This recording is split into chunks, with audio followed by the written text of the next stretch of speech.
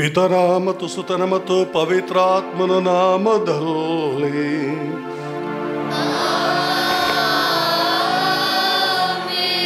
ನಮ್ಮ ಪ್ರಭು ಯೇಸು ಕ್ರಿಸ್ತರ ಕೃಪಾವರವು, ತಂದೆಯಾದ ದೇವರ ಪ್ರೀತಿಯು, ಪಾವನಾತ್ಮರ ಅನ್ಯೋನ್ಯತೆಯು ನಿಮ್ಮೆಲ್ಲರೊಡನೆಯೂ ಇರಲಿ.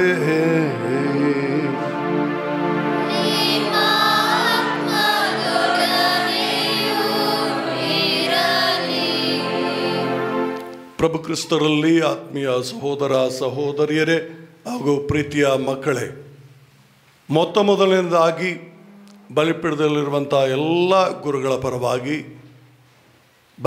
ಬಲಿಪೂಜೆಯಲ್ಲಿ ಭಾಗವಹಿಸ್ತಿರುವಂಥ ಎಲ್ಲ ಕನ್ಯಾಸ್ತ್ರೀಯರ ಪರವಾಗಿ, ಈ ನಮ್ಮ ಧರ್ಮ ಕೇಂದ್ರದ ಭಕ್ತಾದಿಗಳಿಗೆ ಸಂತ ವನಚಿನ್ನಪ್ಪನವರ ಮಹೋತ್ಸವದ ಶುಭಾಶಯಗಳನ್ನು ಕೋರುತ್ತೇನೆ. ಸಂತ ವನಚಿನ್ನಪ್ಪನವರ ಮುಖಾಂತರ ಈ 1 ವರ್ಷದಲ್ಲಿ ಅನೇಕ ವರಪ್ರಸಾದಗಳನ್ನು ನಾವು ಪಡ್ಕೊಂಡಿದ್ದೇವೆ. ಈ ಸಂತರ ಮಧ್ಯಸ್ಥಿಕೆ, ಅವರು ನಮ್ಮ ದಿನನಿತ್ಯದ ಕಾರ್ಯಗಳಲ್ಲಿ ನಮ್ಮನ್ನು ರಕ್ಷಿಸಿ, ನಮ್ಮನ್ನು ಕಾದು ಕಾಪಾಡುವ, ಮುನ್ನಡೆಸುವ ಪರಿಪಾಲಕರಾಗಿದ್ದಾರೆ. ಹಾಗಾಗಿ ಈ ದಿನ ನಾವು ಈ ವಾರ್ಷಿಕೋತ್ಸವವನ್ನು ಆಚರಿಸಿ ಅವರ ಆ ಒಂದು ಘನತೆಗೆ ನಾವು ಗೌರವ ಸಲ್ಲಿಸುವುದು ಸೂಕ್ತವಾಗಿದೆ. ಹಾಗಾಗಿ ಬಲಿಪೂಜೆಯಲ್ಲಿ ಪಾಲ್ಗೊಂಡಿರುವಾಗ ನಾವು ಮಾಡಿರುವ ಪಾಪಗಳನ್ನು ನೆನೆಸಿಕೊಂಡು ಅವುಗಳಿಗಾಗಿ ಕ್ಷಮೆಯನ್ನು ಬೇಡಿ ಈ ಬಲಿಯನ್ನು ಯೋಗ್ಯವಾಗಿ ದೇವರಿಗೆ ಅರ್ಪಿಸೋಣ.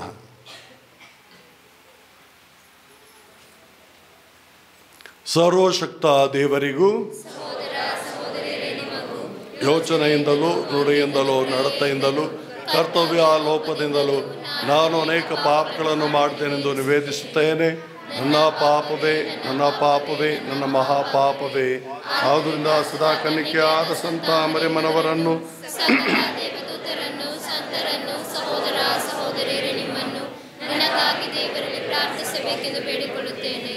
ಸರ್ವಶಕ್ತ ದೇವರು ನಮಗೆ ದಯೆಯನ್ನು ತೋರಿಸಿ ನಮ್ಮ ಪಾಪಗಳನ್ನು ಕ್ಷಮಿಸಿ ನಮ್ಮೆಲ್ಲರನ್ನು ನಿತ್ಯ ಜೀವಕ್ಕೆ ಕರೆದೊಯ್ಯಲಿ.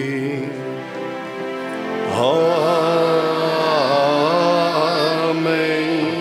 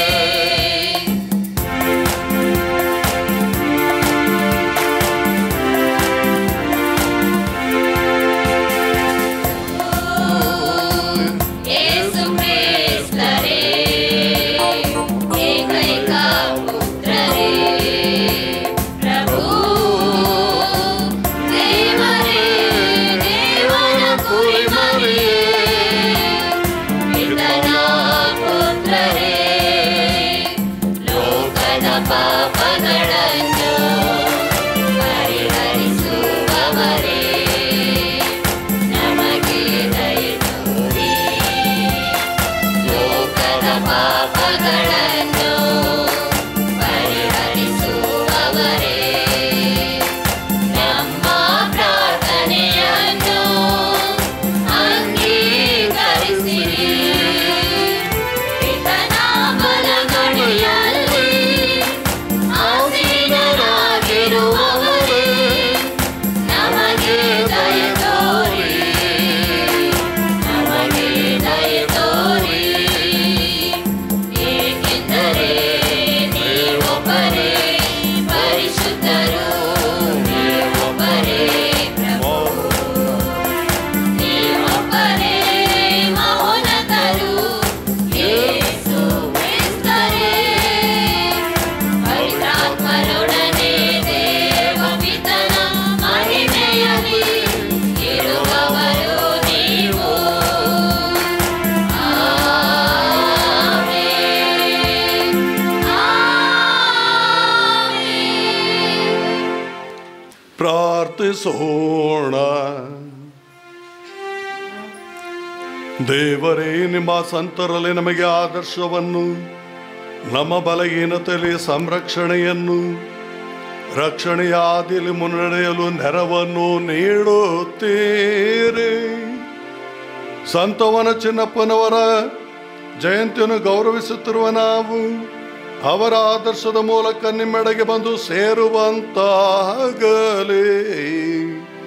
ನಿಮ್ಮೊಂದಿಗೆ ಪವಿತ್ರ ಆತ್ಮರ ಐಕ್ಯದಲ್ಲಿ ದೇವರಾಗಿ ಯುಗ ಯುಗಾಂತರಕ್ಕೂ ಜೀವಿಸಿ ಆಳುವ ನಮ್ಮ ಪ್ರಭುವು ನಿಮ್ಮ ಪುತ್ರರು ಆಗಿರುವ ಯೇಸು ಕ್ರಿಸ್ತರ ಮುಖಾಂತರ ನಿಮ್ಮನ್ನು ಪ್ರಾರ್ಥಿಸುತ್ತೇವೆ.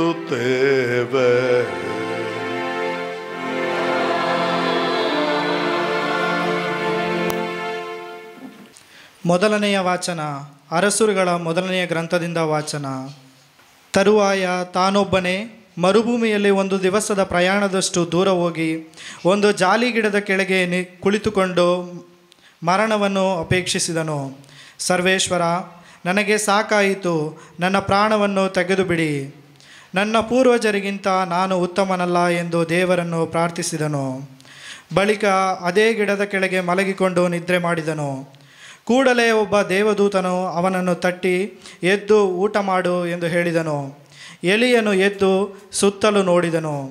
ಕೆಂಡದ ಮೇಲೆ ಸುಟ್ಟ ರೊಟ್ಟಿಯು ಒಂದು ತಂಬಿಗೆ ನೀರು ತನ್ನ ತಲೆಯ ಹತ್ತಿರ ಇದ್ದುವು.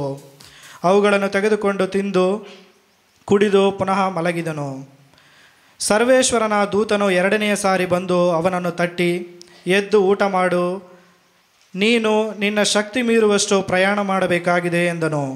ಅವನು ಎದ್ದು ತಿಂದು ಕುಡಿದು ಅದರ ಬಲದಿಂದ 40 ದಿವಸ ಹಗಲಿರಲು ಪ್ರಯಾಣ ಮಾಡಿದನು.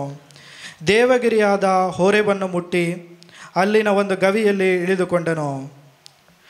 ಆಗ ಅವನಿಗೆ ಸರ್ವೇಶ್ವರನಿಂದ, ಎಲಿಯನೇ, ಇಲ್ಲೇನು ಮಾಡುತ್ತಿರುವೆ ಎಂಬ ವಾಣಿ ಕೇಳಿಸಿತು. ಅದಕ್ಕೆ ಅವನು, ಸರ್ವಶಕ್ತರಾದ ದೇವರೇ, ಸರ್ವೇಶ್ವರ, ಇಸ್ರಾಯೇಲರು ನಿಮ್ಮ ನಿಬಂಧನೆಯನ್ನು ಮೀರಿದ್ದಾರೆ, ಬಲಿಪೀಠಗಳನ್ನು ಕೆಡವಿದ್ದಾರೆ, ಪ್ರವಾದಿಗಳನ್ನು ಕತ್ತಿಯಿಂದ ಸಂಹರಿಸಿದ್ದಾರೆ. ನಾನೊಬ್ಬನೇ ಉಳಿದು ನಿಮ್ಮ ಗೌರವವನ್ನು ಕಾಪಾಡುವುದರಲ್ಲಿ ಆಸಕ್ತನಾಗಿ ಇದ್ದೆನು, ಆದರೆ ಅವರು ನನ್ನ ಪ್ರಾಣವನ್ನು ತೆಗೆಯಬೇಕೆಂದಿದ್ದಾರೆ ಎಂದು ಉತ್ತರ ಕೊಟ್ಟನು. ಆಗ ಇನ್ನೊಮ್ಮೆ ನೀನು ಹೊರಗೆ ಬಂದು ಬೆಟ್ಟದ ಮೇಲೆ ಸರ್ವೇಶ್ವರನ ಮುಂದೆ ನಿಲ್ಲು ಎಂದು ವಾಣಿಯಾಯಿತು.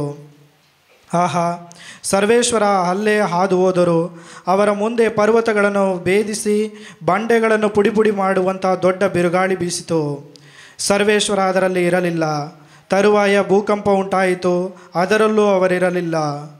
ಭೂಕಂಪವಾದ ನಂತರ ಸಿಡಿಲು ಉಂಟಾಯಿತು, ಅದರಲ್ಲಿಯೂ ಸರ್ವೇಶ್ವರ ಇರಲಿಲ್ಲ. ಕಡೆಗೊಂದು ಮೇಲುದನಿ. ಅದನ್ನು ಕೇಳಿದ ಕೂಡಲೇ ಎಲಿಯನು ತನ್ನ ಕಂಬಳಿಯಿಂದ ಮುಖವನ್ನು ಮುಚ್ಚಿಕೊಂಡು ಹೋಗಿ ಗವಿಯ ದ್ವಾರದಲ್ಲಿ ನಿಂತನು. ಆಗ ಎಲಿಯನೇ, ನೀನು ಇಲ್ಲೇನು ಮಾಡುತ್ತಿರುವೆ ಎಂಬ ವಾಣಿ ಕೇಳಿಸಿತು. ಪ್ರಭುವಿನ ವಾಕ್ಯವಿದು. ಹರಸೋ ಹೇ ದೇವಾ ನಮ್ಮನ್ನು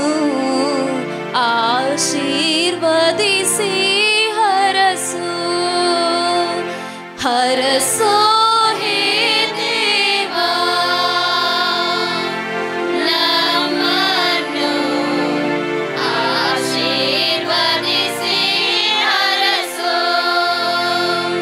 ಹರಸೋ ಹೇ ದೇವಾ ನಮ್ಮನ್ನು ಆಶೀರ್ವದಿಸಿ ಹರಸೋ ಹರಸೋ ದೇವಾ ನಮ್ಮನ್ನಾಶೀರ್ವದಿಸು ನಿನ್ನ ಮುಖ ಕಾಂತಿಯಿಂದ ಮನು ಬೆಳಗಿಸು ಪ್ರಸಿದ್ಧವಾಗಲಿ ನಿನ್ನ ಸನ್ಮಾರ್ಗ ಜಗದೊಳೆಲ್ಲ ಜೀವೋದ್ಧಾರಗೊಳಿಸುವ ನಿನ್ನ ಶಕ್ತಿ ಜನತೆಗೆಲ್ಲ ಹರಸೋ ಹೇ ದೇವಾ ನಮ್ಮನ್ನು ಆಶೀರ್ವದಿಸಿ ಹರಸೋ ಹರಸೋ ಹೇ ದೇವಾ ನಮ್ಮನ್ನು ಆಶೀರ್ವದಿಸಿ ಹರಸೋ ನಿನ್ನ ಕೀರ್ತಿಸಲಿ ದೇವಾ ಜನರು ಸಂಕೀರ್ತಿಸಲಿ ಅವರೆಲ್ಲರೂ ನ್ಯಾಯದ ಪ್ರಕಾರ ತೀರ್ಪಿಡುವೆ ಜನತೆಗೆ ಆದರ್ಶ ನೀಡುವೆ ಜಗದ ರಾಷ್ಟ್ರಗಳಿಗೆ ಹರಸೋ ಹೇ ದೇವಾ ನಮ್ಮನ್ನು ಆಶೀರ್ವದಿಸಿ ಹರಸೋ ಹರಸೋ ಹೇ ದೇವಾ ನಮ್ಮನ್ನು ಆಶೀರ್ವದಿಸಿ ಹರಸೋ ನಿನ್ನ ಕೀರ್ತಿಸಲಿ ದೇವಾ ಜನರು ಸಂಕೀರ್ತಿಸಲಿ ಅವರೆಲ್ಲರೂ ಇತ್ತನೆಮ್ಮ ದೇವನು ಆಶೀರ್ವಾದವನು ಕೊಟ್ಟಿತೆಮ್ಮ ಭೂಮಿಯು ಸಂತುಷ್ಟ ಬೆಳೆಯನು ಹರಸೋ ಹೇ ದೇವಾ ನಮ್ಮನ್ನು ಆಶೀರ್ವದಿಸಿ ಹರಸೋ ಹರಸೋ ಹೇ ದೇವಾ ನಮ್ಮನ್ನು ಆಶೀರ್ವದಿಸಿ ಹರಸೋ ಎರಡನೆಯ ವಾಚನ ಸಂತ ಪೌಲ ಫಿಲಿಸ್ಟಿಯರಿಗೆ ಬರೆದ ಪತ್ರದಿಂದ ವಾಚನ. ಇವನ್ನೆಲ್ಲ ಲಾಭವೆಂದು ಪರಿಗಣಿಸಿದ್ದ ನಾನು ಈಗ ಕ್ರಿಸ್ತ ಯೇಸುವಿನ ಸಲುವಾಗಿ ನಷ್ಟವೆಂದು ಎಣಿಗಣಿಸುತ್ತೇನೆ. ನಿಶ್ಚಯವಾಗಿಯೂ ನನ್ನ ಪ್ರಭು ಯೇಸು ಕ್ರಿಸ್ತರನ್ನು ಅರಿತುಕೊಳ್ಳುವುದೇ ಉತ್ಕೃಷ್ಟವಾದುದೆಂದು ಮನದಟ್ಟಾಗುವುದರಿಂದ ಸಮಸ್ತವನ್ನು ವ್ಯರ್ಥವೆಂದು ಎಣಿಸುತ್ತೇನೆ. ಅವರನ್ನು ಲಭ್ಯವಾಗಿಸಿಕೊಳ್ಳುವ ಸಲುವಾಗಿ ಎಲ್ಲವನ್ನು ತೊರೆದು ಬಿಟ್ಟಿದ್ದೇನೆ, ಎಲ್ಲವನ್ನು ಕಸವೆಂದು ಪರಿಗಣಿಸುತ್ತೇನೆ. ಧರ್ಮಶಾಸ್ತ್ರದ ಪಾಲನೆಯಿಂದ ದೊರಕುವ ನನ್ನದೇ ಎಂದು ಹೇಳಿಕೊಳ್ಳಬಹುದಾದ ಸತ್ಸಂಬಂಧ ಯಾವುದು ನನಗಿಲ್ಲ. ಪ್ರತಿಯಾಗಿ ನಾನು ಕ್ರಿಸ್ತ ಯೇಸುವಿನಲ್ಲಿಟ್ಟಿರುವ ವಿಶ್ವಾಸದ ಪ್ರಯುಕ್ತ ದೇವರೊಂದಿಗೆ ಸರಿಯಾದ ಸತ್ಸಂಬಂಧವನ್ನು ಹೊಂದಿದ್ದೇನೆ.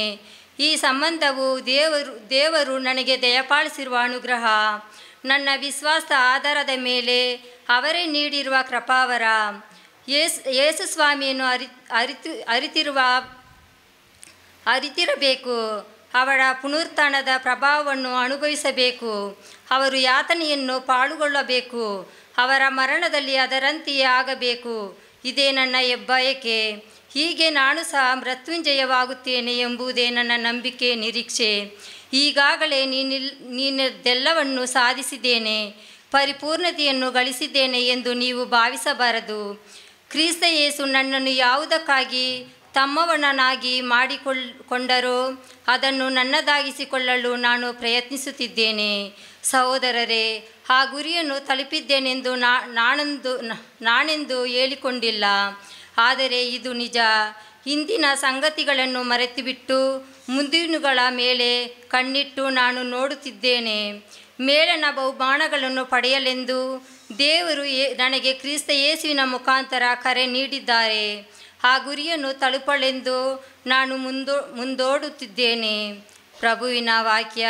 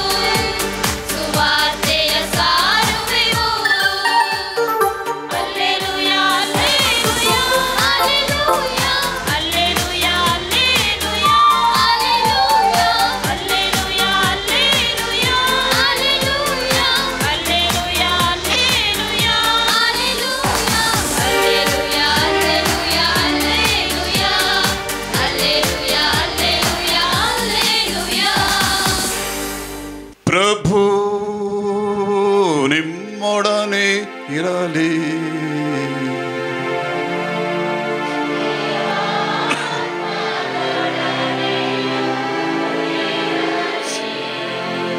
ಮತ್ತಾಯನು ಬರೆದ ಪವಿತ್ರ ಶುಭ ಸಂದೇಶದಿಂದ ವಾಚನ.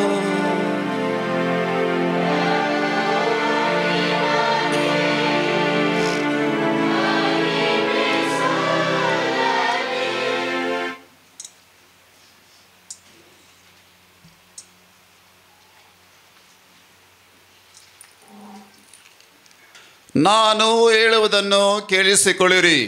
ಪ್ರಾಣಧಾರೆಗೆ ಏನು ಉಣ್ಣುವುದು, ಏನು ಕುಡಿಯುವುದು, ದೇಹ ರಕ್ಷಣೆಗೆ ಏನು ಹೊದೆಯುವುದು ಎಂದು ಚಿಂತೆ ಮಾಡಬೇಡಿರಿ. ಊಟಕ್ಕಿಂತ ಪ್ರಾಣ, ಉಡುಪಿಗಿಂತ ದೇಹ ಮೇಲಾದದಲ್ಲವೇ? ಆಕಾಶದಲ್ಲಿ ಹಾರಾಡುವ ಹಕ್ಕಿಗಳನ್ನು ಗಮನಿಸಿರಿ. ಅವು ಬಿತ್ತುವುದಿಲ್ಲ, ಕೊಯ್ಯುವುದಿಲ್ಲ, ಕಣಜಗಳಲ್ಲಿ ಕೂಡಿಡುವುದೂ ಇಲ್ಲ. ಆದರೂ ಸ್ವರ್ಗದಲ್ಲಿರುವ ನಿಮ್ಮ ತಂದೆ ಅವುಗಳನ್ನು ಪೋಷಿಸುತ್ತಾರೆ. ಹಕ್ಕಿಗಳಿಗಿಂತ ನೀವು ಎಷ್ಟೋ ಮೇಲಾದವರಲ್ಲವೇ? ಚಿಂತಿಸಿ ಚಿಂತಿಸಿ ನಿಮ್ಮ ಜೀವನ ಅವಧಿಯನ್ನು ಕೊಂಚ ಕಾಲವಾದರೂ ದೀರ್ಘ ಮಾಡಲು ನಿಮ್ಮಲ್ಲಿ ಯಾರಿಂದಾದೀತು? ಉಡುಗೆ ತೊಡುಗೆಗಳ ಚಿಂತೆ ನಿಮಗೇಕೆ? ವನ ಕುಸುಮಗಳು ಬೆಳೆಯುವ ರೀತಿಯನ್ನು ಗಮನಿಸಿ ನೋಡಿರಿ. ಅವು ದುಡಿಯುವುದಿಲ್ಲ, ನೂಲುವುದೂ ಇಲ್ಲ. ಆದರೂ ಅರಸ ಸೊಲೊಮೋನನು ತನ್ನ ಸರ್ವ ವೈಭವದಲ್ಲಿದ್ದಾಗಲೂ ಈ ಕುಸುಮಗಳಲ್ಲಿ ಒಂದರಷ್ಟು ಸುಂದರವಾದ ಉಡುಪನ್ನು ಧರಿಸಿರಲಿಲ್ಲ. ಅಲ್ಪ ವಿಶ್ವಾಸಿಗಳೇ, ಇಂದಿದ್ದು ನಾಳೆ ಒಲೆ ಪಾಲಾಗುವ ಬಯಲಿನ ಹುಲ್ಲಿಗೆ ದೇವರು ಹೀಗೆ ಉಡಿಸಿದರೆ ನಿಮಗೆ ಮತ್ತಷ್ಟು ಮಾಡಲಾರರೆ. ಆದ್ದರಿಂದ ತಿನ್ನಲು ಏನು, ಕುಡಿಯಲು ಏನು, ಉಡಲು ಏನು ಎಂದು ಪೇಚಾಡಬೇಡಿರಿ. ಇವೆಲ್ಲವುಗಳಿಗಾಗಿ ಪರಕೀಯರು ಪರದಾಡುತ್ತಾರೆ. ಇವೆಲ್ಲ ನಿಮಗೆ ಅವಶ್ಯ ಎಂದು ಸ್ವರ್ಗದಲ್ಲಿರುವ ನಿಮ್ಮ ತಂದೆಗೆ ತಿಳಿದಿದೆ. ನೀವಾದರೂ ಮೊದಲು ದೇವರ ಸಾಮ್ರಾಜ್ಯಕ್ಕಾಗಿ ಅದರ ಸತ್ಯ ಸಂಬಂಧಕ್ಕಾಗಿ ತವಕ ಪಡಿರಿ, ಇದರೊಂದಿಗೆ ಅವೆಲ್ಲವೂ ನಿಮಗೆ ನೀಡಲಾಗುವುದು. ಆದ್ದರಿಂದ ನಾಳೆಯ ಚಿಂತೆ ನಿಮಗೆ ಬೇಡ, ನಾಳೆಯ ಚಿಂತೆ ನಾಳೆಗೆ ಇರಲಿ, ಇಂದಿನ ಪಾಡೆ ಇಂದಿಗಿರಲಿ ಎಂದರು. ಪ್ರಭು ಕ್ರಿಸ್ತರ ಶುಭ ಸಂದೇಶ. ಪ್ರಿಯ ಸಹೋದರ ಸಹೋದರಿಯರೇ, ಎಷ್ಟು ವರ್ಷಗಳಿಂದ ಹಬ್ಬವನ್ನು ಆಚರಿಸ್ತಾ ಇದ್ದೀರಾ? ಎಷ್ಟು ವರ್ಷಗಳಿಂದ ಹಬ್ಬ ಆಚರಿಸ್ತಾ ಇದ್ದೀರಾ? ಈ ಊರು ಪ್ರಾರಂಭ ಆಯ್ತಲ್ಲ, ಆಗಿಂದ ಹಬ್ಬ ಮಾಡ್ತೀರಾ ಅಲ್ವಾ? ಯಾಕೆ ಹಬ್ಬ ಮಾಡ್ತೀರಾ? ಹಬ್ಬ ಏನಕ್ಕೆ ಮಾಡ್ತೀರಾ? ಹಬ್ಬ ಏನಕ್ಕೆ ಮಾಡ್ತೀರಾ? ಇವತ್ತು ಹಬ್ಬ ಅಂತ ಹೇಳಿದ ಮೇಲೆ ಎಲ್ಲರ ಮುಖದಲ್ಲಿ ಒಂದು ರೀತಿಯ ಸಂತೋಷ ಇರಬೇಕಲ್ವಾ? ಆದರೆ ಇಲ್ಲಿ ಕುಳಿತಿರೋರನ್ನ ನೋಡುವಾಗ ನನಗೆ ಏನು ಅನ್ನಿಸ್ತದೆ ಅಂತ ಹೇಳಿದ್ರೆ, ಏನೋ ಒಂದು ರೀತಿ ಟೆನ್ಷನ್. ಅಯ್ಯೋ, ಯಾವಾಗ ಬಲಿಪೂಜೆ ಮುಗೀತದೆ, ಬಂದಂತಹ ನೆಂಟರಿಷ್ಟರಿಗೆ ನಾವು ಅಡುಗೆ ಮಾಡಬೇಕು, ಈ ಒಂದು ಚಿಂತೆಯಲ್ಲಿ ಮುಳುಗಿದ್ದೀವಿ ಅನ್ನೋ ರೀತಿಯಲ್ಲಿ ನಿಮ್ಮ ಮುಖ ಕಾಣಿಸ್ತಾ ಇದೆ. ಸ್ವಲ್ಪ ಹೊತ್ತು ನಾವು ಅದೆಲ್ಲವನ್ನು ಮರೆತು ಬಿಡಬೇಕು. ಇಲ್ಲಿ ನಾವು ಮೊದಲನಾಗಿ ಇಲ್ಲಿ ದೇವರ ಸನ್ನಿಧಿಯಲ್ಲಿ ನಾವು ಸಂಭ್ರಮಿಸಬೇಕು. ಈ ಹಬ್ಬ ಯಾತಕ್ಕಾಗಿ ಆಚರಿಸ್ತೀವಿ ಅಂತ ನಾನು ಕೇಳಿದೆ. ಕೆಲವರು ಅಲ್ಲಲ್ಲೇ ಗುಣಗಿದ್ರು. ನಾನು ಜೋರಾಗಿ ಹೇಳ್ತೀನಿ, ಯಾಕೆ ನಾವು ಹಬ್ಬ ಮಾಡಬೇಕು ಅಂತ ಹೇಳಿದ್ರೆ, ನಾವು ಒಬ್ಬ ಸಂತರ ಪಾಲನೆಯಲ್ಲಿದ್ದೇವೆ. ಈಗ ಒಬ್ಬ ತಾಯಿ ನನಗೆ ಜನ್ಮ ಕೊಟ್ಟ ದಿನದಿಂದ ನನ್ನನ್ನು ಒಂದು ಮದುವೆ ಮಾಡುವ ಹಂತದವರೆಗೆ ಆಕೆ ತನ್ನ ಸರ್ವಸ್ವವನ್ನು ತ್ಯಾಗ ಮಾಡಿ ನನ್ನ ಪೋಷಣೆಗೆ, ನನ್ನ ಬೆಳವಣಿಗೆಗೆ, ನನ್ನನ್ನು ರೂಪಿಸುವುದಕ್ಕೆ, ನನ್ನನ್ನು ಬೆಳೆಸುವುದಕ್ಕೆ ಆಕೆ ಆದ್ಯತೆಯನ್ನು ಕೊಡ್ತಾಳೆ. ಅದಾದ ನಂತರದಲ್ಲಿ ಹೆಂಡತಿ ಬಂದಾಗ ಅದೊಂದು ಕುಟುಂಬ ಆಗ್ತದೆ. ಅದೇ ರೀತಿಯಲ್ಲಿ ಈ ನಮ್ಮ ಧರ್ಮ ಕೇಂದ್ರವನ್ನು ಪರಿಪಾಲಿಸುತ್ತಿರುವಂತಹ ಸಂತ ವನಚೆನ್ನಪ್ಪನವರ ಪಾಲನೆಯಲ್ಲಿ ನಾವೆಲ್ಲರೂ ಇದ್ದೇವೆ. ಹಾಗಾಗಿ ಈ 1 ವರ್ಷಗಳ ಕಾಲ ನಮಗೆ ಬೇಕಾದಂಥ ಮಳೆ, ನಮಗೆ ಬೇಕಾದಂಥ ಒಂದು ಬೆಳೆ, ಮಳೆ ಜೊತೆಗೆ ನಮ್ಮನ್ನು ಎಲ್ಲ ಶೋಧನೆಗಳಿಂದ, ಶತ್ರುಗಳ ಕಾಟದಿಂದ ರಕ್ಷಿಸಿ ನಮ್ಮನ್ನು ಕಾಪಾಡಿದ್ದಾರೆ. ಆ ಕಾರಣಕ್ಕಾಗಿ ನಾವು ಅವರಿಗೆ ಕೃತಜ್ಞತೆಯನ್ನು ಅರ್ಪಿಸುವಾಗ ಅವರ ಮುಖಾಂತರ ನಾವು ದೇವರಿಗೆ ಸ್ತೋತ್ರವನ್ನು ಸಲ್ಲಿಸುತ್ತೇವೆ. ಈ ಸಂತ ವನಚಿನ್ನಪ್ಪನವರು ನಮಗೆ ಅವರೇ ಕೊಡುವಂಥ ಆಶೀರ್ವಾದವಲ್ಲ, ಆದರೆ ಅವರು ನಮಗಾಗಿ ತಂದೆ ದೇವರಲ್ಲಿ ಪ್ರಾರ್ಥಿಸಿ ನಮಗೆ ಬೇಕಾದ್ದನ್ನು ಕೊಡುವವರಾಗಿದ್ದಾರೆ. ಹಾಗಾಗಿ ಇವತ್ತು ನಾವು ಸಂಭ್ರಮ ಪಡಬೇಕಾಗಿದೆ, ಸಂತೋಷ ಪಡಬೇಕಾಗಿದೆ. ನಾವು ಅಳುವ ಮುಖವನ್ನು ಮಾಡಿಕೊಂಡು ಒಂದು ರೀತಿ ಯಾವಾಗಪ್ಪ ಮುಗಿಸ್ತಾರೆ ಪ್ರಬೋಧನೆಯನ್ನು ಅನ್ನುವಂಥ ರೀತಿಯಲ್ಲಿ ನಮ್ಮ ಮನಸ್ಸನ್ನು ಮಾಡಿಕೊಳ್ದೇ ಹೃದಯವನ್ನು ತೆರೆದು ಈ ಒಂದು ಪ್ರಬೋಧನೆಯ ಮೂಲಕ ನಮಗೆ ಸಿಗುವಂತಹ ಆ ಊಟ, ಯಾವ ಊಟ? ಮಧ್ಯಾಹ್ನ ಮಾಡ್ತಿರಲ್ಲ ಮಾಂಸ ಮುದ್ದೆ, ಅದಕ್ಕಿಂತ ರುಚಿಕರವಾಗಿರ್ಬೋದು ಅಂತ ನನ್ನ ಭಾವನೆ. ಹಾಗಾಗಿ ಈ ಒಂದು ಹಬ್ಬವನ್ನು ವಿಜೃಂಭಣೆಯಿಂದ ಆಚರಿಸಲು ನಾವು ಬಂದಿದ್ದೇವೆ. ಆ ವಿಜೃಂಭಣೆ ಮೊದಲು ಜರುಗಬೇಕಾದುದು ಇಲ್ಲಿ, ಈ ದೇವಾಲಯದಲ್ಲಿ. ಇಲ್ಲಿ ನೀವು ವಿಜೃಂಭಣೆಯಿಂದ ಆಚರಿಸಿ ತೆರಳಿದೆ ಆದರೆ ನಿಮ್ಮ ಸಂತೃಪ್ತಿಯ ಆ ಹೃದಯದೊಂದಿಗೆ ನೀವು ಮನೆಗೆ ಹೋದಾಗ ಆ ಸಂತೋಷ ನಿಮ್ಮನ್ನು ಮುಂದುವರಿಸಿ ಆ ಒಂದು ಹಬ್ಬದ ಸಂಭ್ರಮವನ್ನು ನಿಮ್ಮಲ್ಲಿ ಹೆಚ್ಚಿಸುತ್ತದೆ. ಎರಡನೇದಾಗಿ, ಸಂತರು ಯಾರು? ಸಂತರು ಯಾರು?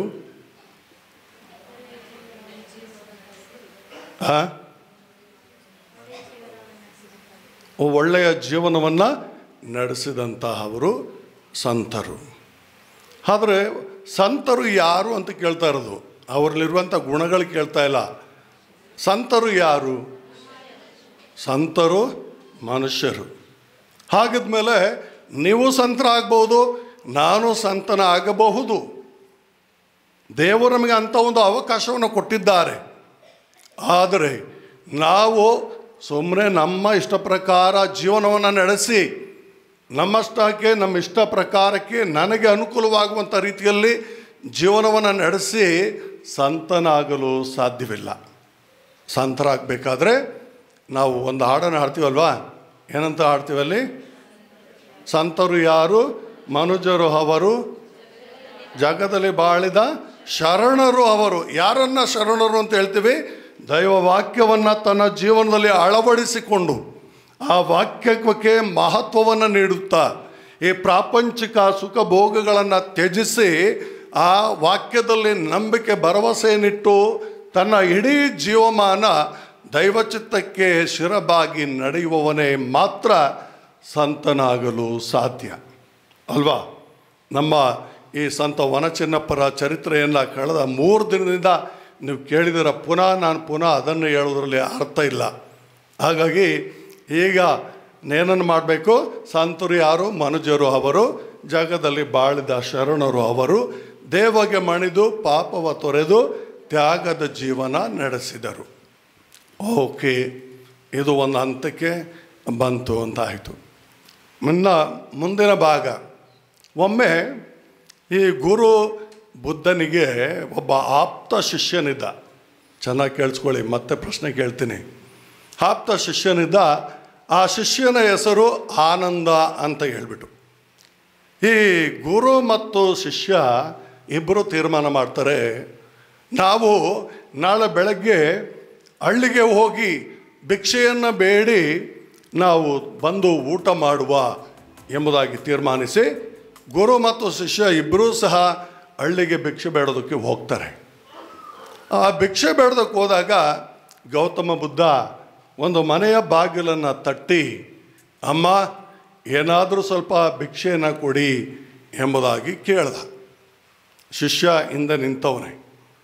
ಅದಕ್ಕೆ ಬಾಗಿಲನ್ನು ತೆರೆದು ಹೊರ ಬಂದವಳೇ, ಏನಪ್ಪ ಬೇಕು? ಭಿಕ್ಷೆ ಕೊಡಮ್ಮ ಸ್ವಲ್ಪ. ಏನು ಸಿಗಿದ್ರೆ 2 ಆಳಾಗಂಗಿದೆಯಾ? ದುಡ್ದು ತಿನ್ನೋಕ್ಕಾಗಲ್ವಾ? ಎಲ್ಲಿ ಕುಂಟ ಕುರುಡ ಆಗಿದೆಯಾ? ಇಲ್ಲಿ ಭಿಕ್ಷೆ ಬೇಡ್ಲಿಕ್ಕೆ ಬಂದಿದೆಯಲ್ಲ ಎಂಬುದಾಗಿ ಮನ ಬಂದಂತೆ ಬೈದ್ಬಿಡ್ತಾಳೆ. ಆಗ ಹಿಂದೆ ಇದ್ದ ಶಿಷ್ಯನ ಹೃದಯಕ್ಕೆ ಒಂದು ರೀತಿಯ ಆ ಒಂದು ಹೃದಯವೇ ಒಡೆದ ಅನುಭವವಾಗ್ತದೆ. ಯಾಕೆಂದರೆ ತಮ್ಮ ಗುರು ಗೌತಮ ಬುದ್ಧ ಗುರು, ಅವರಿಗೆ ಈ ರೀತಿ ಹೇಳ್ಬಿಟ್ಲಲ್ಲ ಈ ಅಮ್ಮ ಅಂತ ಹೇಳಿ ಆ ಗುರುವು ಆ ರೀತಿ ಹೇಳಿದ ತಕ್ಷಣ ಹಾಗೆ ಮೌನವಾಗಿ ಸಾಕ್ತಾ ಇರ್ತಾರೆ. ಹತ್ತಿರ ಬಂದಂಥ ಶಿಷ್ಯ ಹೇಳ್ತಾನೆ, ಸ್ವಾಮಿ ನೀವು ಹೂ ಅನ್ನಿ, ಅವಳನ್ನ ಹುಟ್ಟಲಿಲ್ಲ ಅಂತ ಅನ್ನಿಸ್ಬಿಟ್ಟು ಬರ್ತೀನಿ ಎಂಬುದಾಗಿ ಆತ ಹೇಳ್ತಾನೆ. ಆದರೆ ಗುರುಗಳು ಏನನ್ನು ಮಾತನಾಡಲಿಲ್ಲ, ಮೌನವಾಗಿ ಮುಂದೆ ಸಾಗಿದ್ರು. ಯಾಕೆ ಅವರು ಮರು ಮಾತನಾಡಲಿಲ್ಲ, ಮೌನವಾಗಿ ಮುಂದೆ ಸಾಗಿದ್ರು? ಯಾಕೆ ಮರು ಮಾತನಾಡದೆ ಮೌನವಾಗಿ ಅವರು ಮುಂದೆ ಸಾಗಿದ್ರು?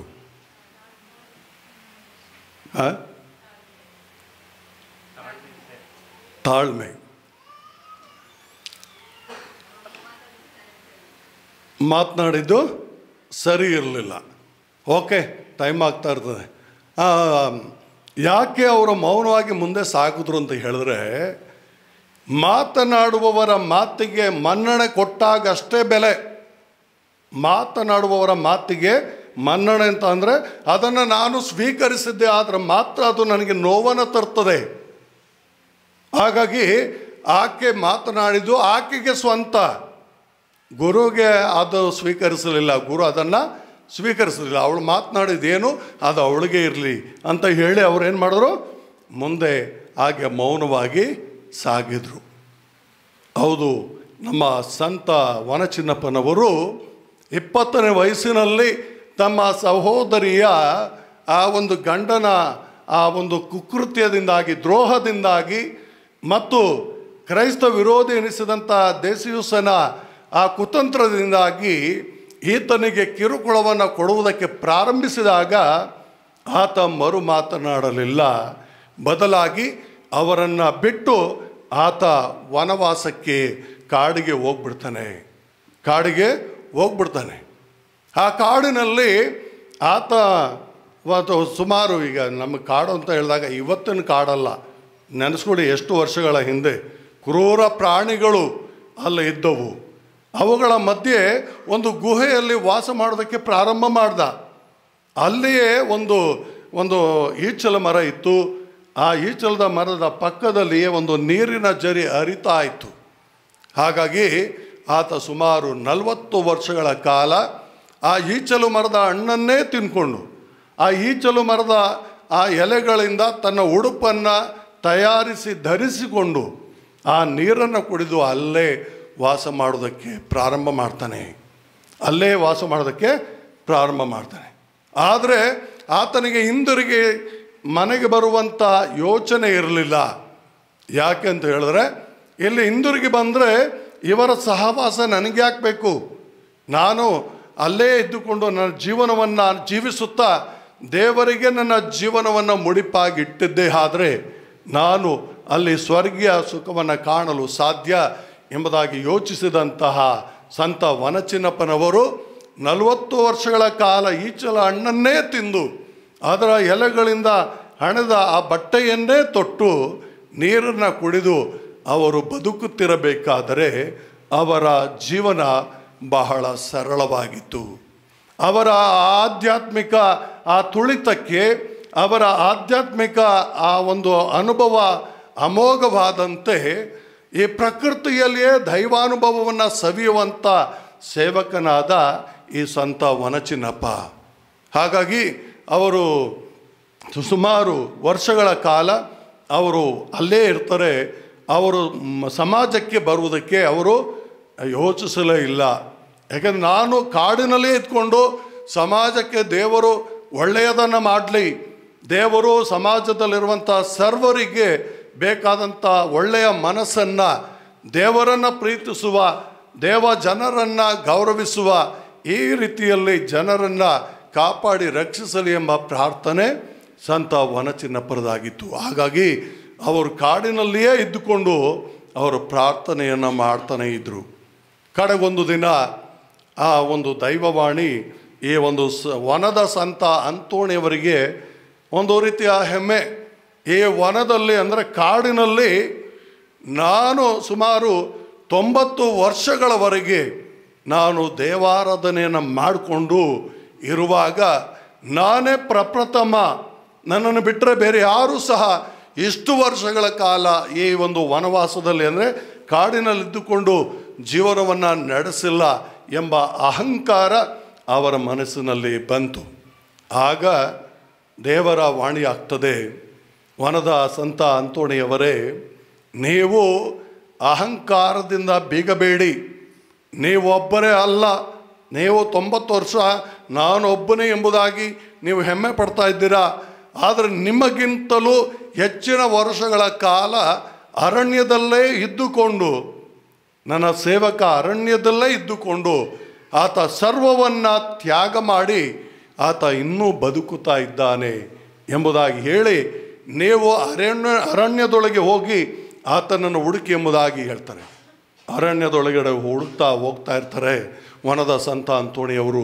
ಆ ಕ್ರೂರ ಮೃಗಗಳ ಜೊತೆಗೆ ಅವರಿಗೆ ಎದುರಾಗಿದ್ದು ಒಂದು ಅರ್ಧ ರೀತಿಯ ಒಂದು ಪ್ರಾಣಿಯನ್ನು ನೋಡ್ತಾರೆ.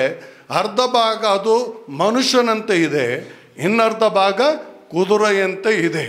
ಆಗ ತಕ್ಷಣ ವನದ ಸಂತ ಅಂತೋಣಿಯವರು ಏನು ಮಾಡಿದ್ರು, ಶಿಲುಬೆಯ ಗುರುತನ್ನು ಆ ಪ್ರಾಣಿಯ ಮೇಲೆ ಹಾಕಿದ್ರು.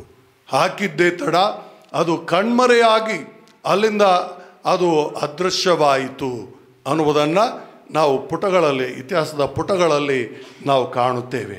ಹೌದು, ಸೈತಾನನ ಕುತಂತ್ರ ಅಲ್ಲಿ ನಡೆಯಲಿಲ್ಲ. ಏಕೆಂದರೆ ಇಬ್ಬರು ತಪಸ್ವಿಗಳು, ಒಬ್ಬರು ವನದ ಸಂತ ಅಂತೋಣಿಯವರು, ಇನ್ನೊಬ್ಬರು ವನದ ಸಂತ ಚಿನ್ನಪ್ಪನವರು. ಹಾಗಾಗಿ ಅವರಿಬ್ಬರಿಗೂ ಹೆಸರುಗಳು ಗೊತ್ತಿರಲಿಲ್ಲ.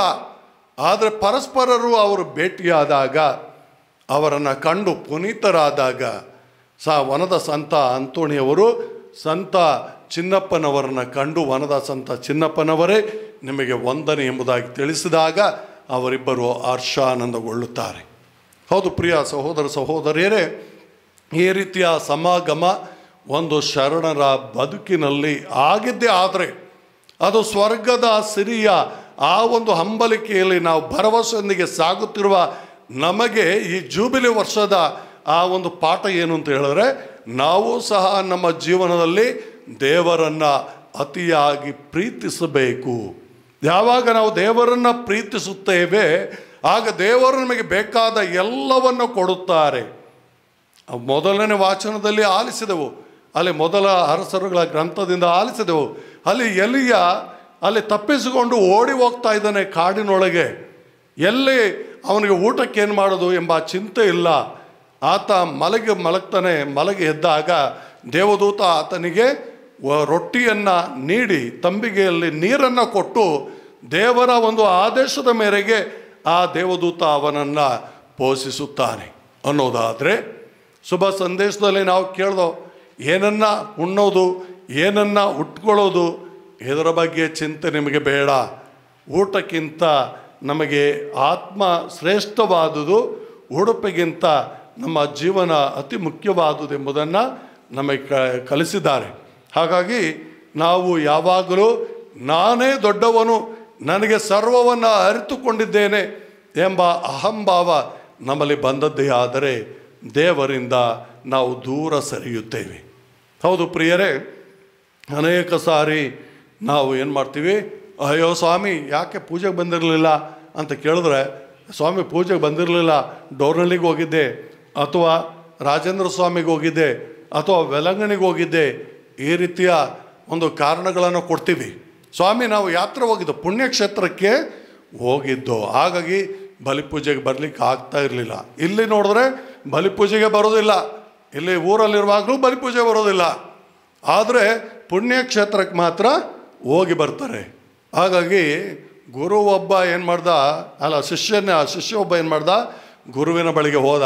ಸ್ವಾಮಿ ನನಗೆ ನೀವು ಪರ್ಮಿಷನ್ ಕೊಡಬೇಕು, ನಾನು ಸ್ವಲ್ಪ ತೀರ್ಥಯಾತ್ರೆಗೆ ಹೋಗ್ಬಿಟ್ಟು ಬರ್ತೀನಿ, ನೀವು ನನಗೆ ಪರ್ಮಿಷನ್ ಕೊಡಬೇಕೆಂಬುದಾಗಿ ಕೇಳ್ದ. ಅದಕ್ಕೆ ಗುರುಗಳು ಹೇಳಿದ್ರು, ಆಯಿತು ನೀನು ಹೋಗುವಾಗ ನೀವು ಒಂದು ನಿನಗೆ ಕೆಲಸ ಕೊಡ್ತೀನಿ, ಆ ಕೆಲಸವನ್ನು ನೀನು ಮಾಡಬೇಕು ಎಂಬುದಾಗಿ ಹೇಳಿ ಆ ಶಿಷ್ಯನಿಗೆ ಅಪ್ಪಣೆಯನ್ನು ಕೊಟ್ಟು ಅವನಿಗೆ ಹೇಳ್ತಾರೆ, ನೀನು ಹೋಗುವಾಗ ನಿನ್ನ ಜೊತೆ ಆ ಪುಣ್ಯಕ್ಷೇತ್ರಗಳಿಗೆ ಯಾತ್ರೆಯಾಗಿ ಹೋಗುವಾಗ ನಿನ್ನ ಜೊತೆಗೆ ನೀನು ಒಂದು ಆಗಲಕಾಯಿಯನ್ನು ತೆಗೆದುಕೊಂಡು ಹೋಗಬೇಕು, ನೀನು ಆಗಲಕಾಯನ್ನು ತೆಗೆದುಕೊಂಡು ಹೋಗಬೇಕು. ಸರಿ, ಆಗಲಕಾಯಿ ತೆಗೆದುಕೊಂಡು ಹೋಗಿ ಏನು ಮಾಡಬೇಕು? ಅಲ್ಲಿ ನಾವು ವಿವಿಧ ಪುಣ್ಯಕ್ಷೇತ್ರಗಳಿಗೆ ಹೋದಾಗ ಏನು ಮಾಡ್ತೀವಿ, ಪುಣ್ಯ ಸ್ನಾನ ಮಾಡ್ತೀವಿ, ತೀರ್ಥ ಕುಡಿತೀವಿ ಅಲ್ವಾ, ಹಾಗೆ ಪ್ರಾರ್ಥನೆ ಮಾಡ್ತೀವಿ, ಅದರ ಜೊತೆಗೆ ನಮ್ಮ ಹರಕೆಯನ್ನು ತೀರಿಸ್ತೀವಿ, ಸಂತೋಷದಿಂದ ಬರ್ತೀವಿ. ಆಗ ಗುರು ಹೇಳಿದ್ದು, ನೀನು ಏನನ್ನು ಮಾಡ್ತೀಯ, ಒಂದು ಪುಣ್ಯ ತೀರ್ಥ ಕುಡಿದ್ರು, ಪುಣ್ಯ ಸ್ನಾನ ಮಾಡಿದ್ರು, ಆ ಆಗಲಕಾಯಿಯನ್ನು ಅದರಲ್ಲಿ ಮುಳುಗಿಸಿ ನೀನು ತರಬೇಕು ಎಂಬ ಒಂದು ಹೋಮ್ವರ್ಕನ್ನು ಆ ಶಿಷ್ಯನಿಗೆ ಕೊಟ್ಟು ಕಳಿಸಿದರು. ಈ ಶಿಷ್ಯ ಹೋದ, ಒಂದಲ್ಲ ಎರಡಲ್ಲ ಮೂರಲ್ಲ ನಾಲ್ಕಲ್ಲ, ಹಾಗೆ ಅನೇಕ ಪುಣ್ಯಕ್ಷೇತ್ರಗಳಿಗೆ ಹೋದ. ಗುರುಗಳು ಹೇಳಿದಂತೆ ಅವನು ಮಾಡಿದ ಪ್ರತಿಯೊಂದು ಕಾರ್ಯದಲ್ಲೂ ಆಗಲಕಾಯಿಯನ್ನು ಮುಳುಗಿಸಿ ಅವನು ಹಿಂದಿರುಗಿ ಗುರುಗಳ ಬಳಿಗೆ ಬಂದ. ಬಂದಾಗ ಗುರುಗಳನ್ನು ಕಂಡು ನಮಸ್ಕರಿಸ್ತಾನೆ. ಗುರುಗಳು ಕೇಳ್ತಾರೆ, ಆಯಿತು ಈಗ ನೀನು ಪುಣ್ಯಕ್ಷೇತ್ರ ಅಥವಾ ಪುಣ್ಯ ಯಾತ್ರೆಯನ್ನು ಮುಗಿಸಿ ಬಂದಿದ್ದೀಯಾ, ಎಲ್ಲಿ ನಿನ್ನ ಆಗಲಕಾಯಿ ಎಂಬುದಾಗಿ ಕೇಳಿದಾಗ, ಸ್ವಾಮಿ ಆಗಲಕಾಯಿ ಇರಲಿದೆ ಎಂಬುದಾಗಿ ಆ ಶಿಷ್ಯ ಹೇಳ್ತಾನೆ. ಆಗಲಕಾಯಿ ಅಲ್ಲಿದೆ ಅಂತ ಹೇಳ್ತಾನೆ. ಅದಕ್ಕೆ ಗುರುಗಳು ಏನು ಹೇಳಿರ್ಬೋದು? ಗುರುಗಳು ಏನು ಹೇಳಿರ್ಬೋದು? ಅದನ್ನು ಕಚ್ಚಿ ನೋಡು ಅಥವಾ ತಿಂದು ನೋಡು. ಅದನ್ನು ಕಚ್ಚಿ ನೋಡುವಾಗ ಹಾಗಲಕಾಯಿ ಯಾವ ಗುಣವನ್ನು ಹೊಂದಿದೆ? ಕಹಿಯಾದ ಗುಣವನ್ನು ಹೊಂದಿದೆ. ಆದರೆ ಆತ ಕಚ್ಚಿ ಹೇಳ್ತಾನೆ, ಕಹಿ ಗುರುಗಳೇ, ಇದು ಹಾಗಲಕಾಯಿ ಕಹಿ ಆಗಿದೆ ಅಂತ ಹೇಳ್ದ. ಅದಕ್ಕೆ ಗುರುಗಳು ಏನು ಹೇಳಿರ್ಬೋದು? ನೀನು ಯಾವುದೆಲ್ಲ ಪುಣ್ಯಕ್ಷೇತ್ರಗಳಿಗೆ ಹೋಗಿದಲ್ಲ, ಎಷ್ಟು ತೀರ್ಥ ಕುಡ್ದೆ, ಎಷ್ಟು ಪುಣ್ಯ ಸ್ನಾನ ಮಾಡಿದೆ, ಅದರಿಂದ ಈ ಹಾಗಲಕಾಯಿಯನ್ನು ಅದರಲ್ಲಿ ಮುಳುಗಿಸಿ ತಂದಿದೀಯಾ? ಹಾಗಿದ್ಮೇಲೆ ಅದ್ರ ಗುಣ ಬದಲಾಗಬೇಕಲ್ಲ. ಯಾಕೆ ಅದ್ರ ಗುಣ ಕಹಿಯಾಗೇ ಇದೆ ಅಂತ ಹೇಳಿದ್ರೆ, ಹಾಗಲಕಾಯಿ ಗುಣನೇ ಕಹಿಯಾಗಿದೆ, ಕಹಿ ಅದರ ಗುಣನೇ ಕಹಿ. ಹಾಗಿರುವಾಗ ನಾವು ತೀರ್ಥಯಾತ್ರೆಗಳನ್ನು ಕೈಗೊಳ್ತೀವಿ, ಅಲ್ಲೇ ಪುಣ್ಯಕ್ಷೇತ್ರಗಳಿಗೆ ಹೋಗ್ಬಿಟ್ಟು ಬರ್ತೀವಿ.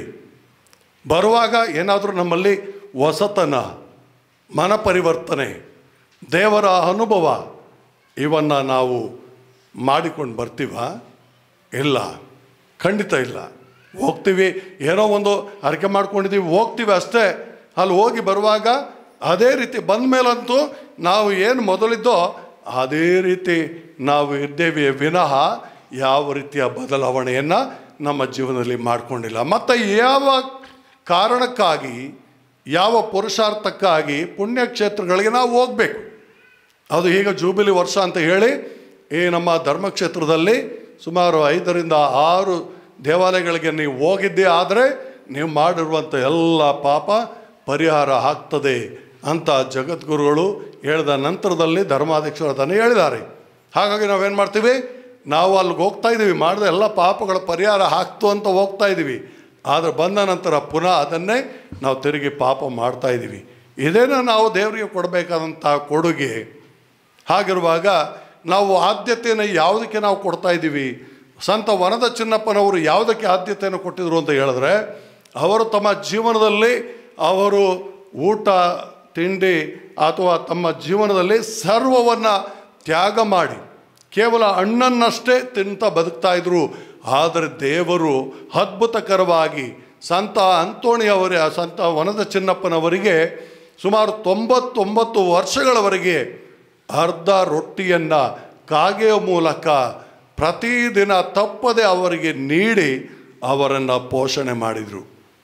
ಯಾರ ಮೂಲಕ? ಕಾಗೆಯ ಮೂಲಕ. ಕಾಗೆ ನಮ್ಮ ಹತ್ರ ರೊಟ್ಟಿ ಕಿತ್ಕೊಂಡು ಹೋಗೋದು ನೋಡಿದ್ದೀವಿ ವಿನಃ ಕಾಗೆ ಏನಾದರೂ ರೊಟ್ಟಿ ತಂದು ಕೊಟ್ಟಿದ್ದು ನಿಮಗೆ ಏನಾದರೂ ತಂದು ಕೊಟ್ಟಿದೆಯಾ? ನಿಮ್ಗೆ ಯಾರಿಗಾದ್ರೂ ಅನುಭವ ಇದೆಯಾ? ಖಂಡಿತ ಇಲ್ಲ. ನಮ್ಮ ಕೈಲಿ ಏನಿದೆ ತಕ್ಷಣ ಬಂದು ಕಿತ್ಕೊಂಡು ಹೋಗ್ಬಿಡ್ತದೆ, ಅದ್ರ ಗುಣ ಅದು. ಆದರೆ ಇಲ್ಲಿ ವನಚಿನ್ನಪ್ಪನವರ ಜೀವನದಲ್ಲಿ ದೇವರ ಆ ಒಂದು ಮಧ್ಯಸ್ಥಿಕೆಯ ಮೂಲಕ ಆ ಒಂದು ಕಾಗೆ ಪ್ರತಿದಿನ ಒಬ್ಬ ಮನುಷ್ಯನಿಗೆ ಅರ್ಧ ರೊಟ್ಟಿಯನ್ನು ತಂದು ಕೊಡುವಂತಹ ಔದಾರ್ಯತೆ ಅದರಲ್ಲಿದೆ ಅನ್ನೋದಾದರೆ, ಆ ಕಾಗೆಯಲ್ಲಿರುವಂತಹ ಗುಣ ನಮ್ಮಲ್ಲಿದೆಯಾ ಎಂಬುದನ್ನು ನಾವು ಪುನಃ ಪ್ರಶ್ನೆ ಮಾಡ್ಕೋಬೇಕು.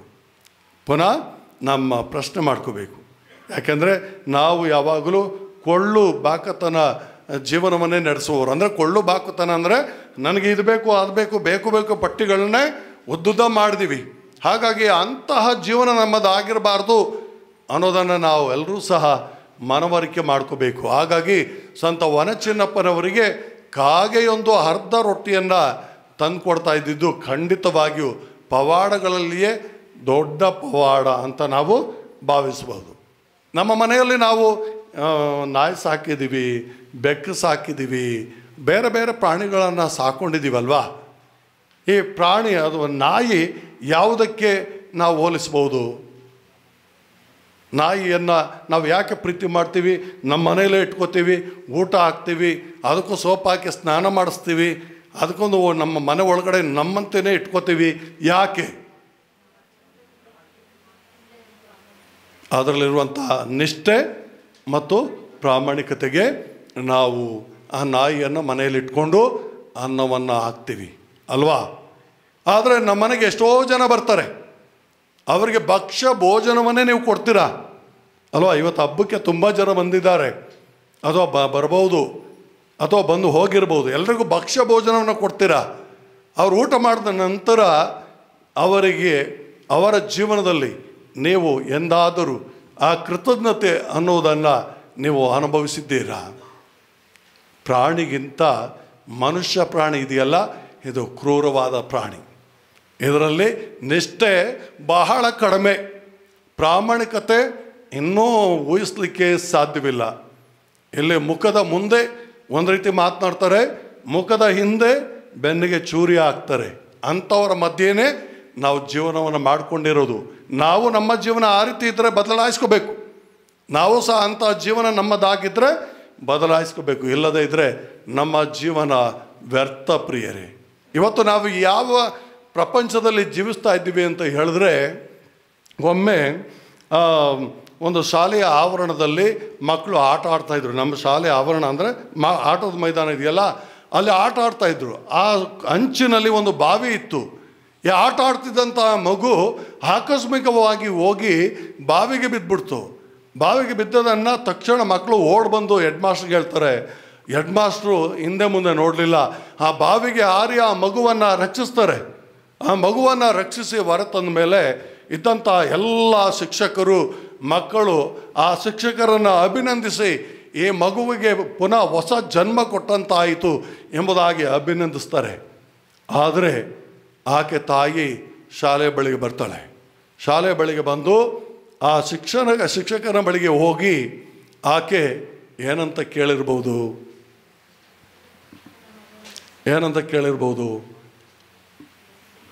ಆಕೆ ಏನಂತ ಕೇಳ್ತಾಳೆ ಅಂದರೆ, ನನ್ನ ಮಗನನ್ನು ಉಳಿಸಿದರೆ ಓಕೆ, ಆದರೆ ಈ ನನ್ನ ಪುಟ್ಟನ ಆತನ ಅಂಕಲ್ ಅಮೇರಿಕದಿಂದ ತಂದಿದಂಥ ಆ ಶೂಗಳು ಇಲ್ಲ.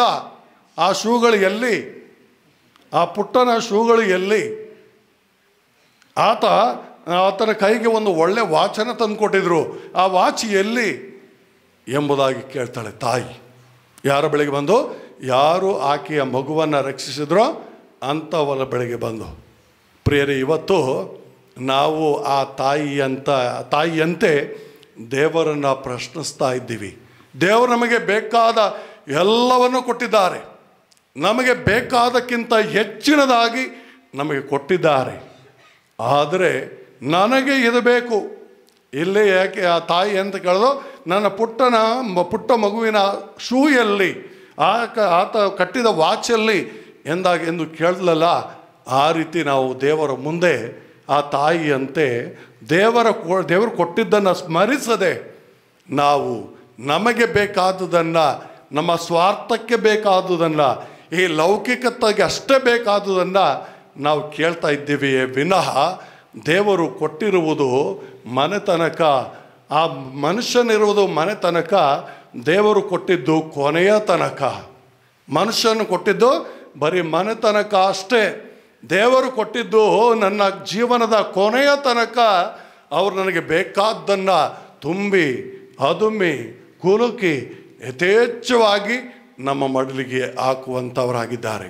ಹಾಗಾಗಿ ಇಂದು ಸಂತ ವನದ ಚಿನ್ನಪ್ಪರ ಹಬ್ಬವನ್ನು ಆಚರಿಸುವಾಗ ಈ ಸಂತರ ಮಧ್ಯಸ್ಥಿಕೆಯ ಮೂಲಕ ದೇವರಿಂದ ಸಹಸ್ರಾರು ನೂರಾರು ನೀವು ಆ ಒಂದು ಬೇಕಾದಂಥ ವರಗಳನ್ನು ನೀವು ಪಡ್ಕೊಂಡಿದ್ದೀರಾ. ಅದಕ್ಕಾಗಿ ಈ ಬಲಿಪೂಜೆಯಲ್ಲಿ ನಾವು ದೇವರನ್ನು ನಾವು ವಂದಿಸಬೇಕು, ಸ್ತುತಿಸಬೇಕು, ಆರಾಧಿಸಬೇಕು, ಅವರನ್ನು ಮಹಿಮೆ ಪಡಿಸ್ಬೇಕು. ಅವ್ರನ್ನ ಮಾತ್ರ ಚಿನ್ನ ಕೇಳ್ತಾ ಇಲ್ಲ, ಬೆಳ್ಳಿ ಕೇಳ್ತಾ ಇಲ್ಲ, ಅಥವಾ ನಮಗೆ ಇದು ಹಣ ಕೇಳ್ತಾ ಇಲ್ಲ. ಅವರಿಗೆ ನಾವು ಮಾಡಬೇಕಾದುದೇನು? ಅವರನ್ನು ಸ್ತುತಿಸುವುದೇ ನಮ್ಮ ಕಾರ್ಯವಾಗಬೇಕು. 2ನೇ ವಾಚನದಲ್ಲಿ ಫಿಲಿಪಿಯರಿಗೆ ಬರೆದ ಪತ್ರದಲ್ಲಿ ಪೌಲ ಏನು ಹೇಳ್ತಾನೆ? ಯೇಸುವನ್ನು ಅರಿತುಕೊಳ್ಳುವುದೇ ಉತ್ಕೃಷ್ಟವೆಂದು ನಾನು ನೆನೆಸುತ್ತೇನೆ. ಯಾವುದನ್ನು? ಈ ಲೋಕ ಕೊಡುವಂಥದ್ದನ್ನು ಅಲ್ಲ, ಅಥವಾ ನಾನು ಸಂಪಾದನೆ ಮಾಡಿದದ್ದನ್ನು ಅಲ್ಲ, ಅಥವಾ ನಾನು ಕಳೆದುಕೊಳ್ಳುವುದನ್ನು ಅಲ್ಲ. ಬದಲಾಗಿ ಯೇಸುವನ್ನು ಅರಿತುಕೊಳ್ಳುವುದೇ ನಮ್ಮೆಲ್ಲರ ಜೀವನದ ಶ್ರೇಷ್ಠತೆಯಾಗಿರಬೇಕು, ಮೊದಲ ಆದ್ಯತೆಯಾಗಿರಬೇಕು. ಈ ಸತ್ಯವನ್ನು ನಾವು ಅರಿತುಕೊಂಡಾಗಷ್ಟೇ ದೈವಿ ವರಗಳನ್ನು ನಾವು ಪಡೆದುಕೊಳ್ಳುವುದಕ್ಕೆ ಸಾಧ್ಯವಾಗ್ತದೆ.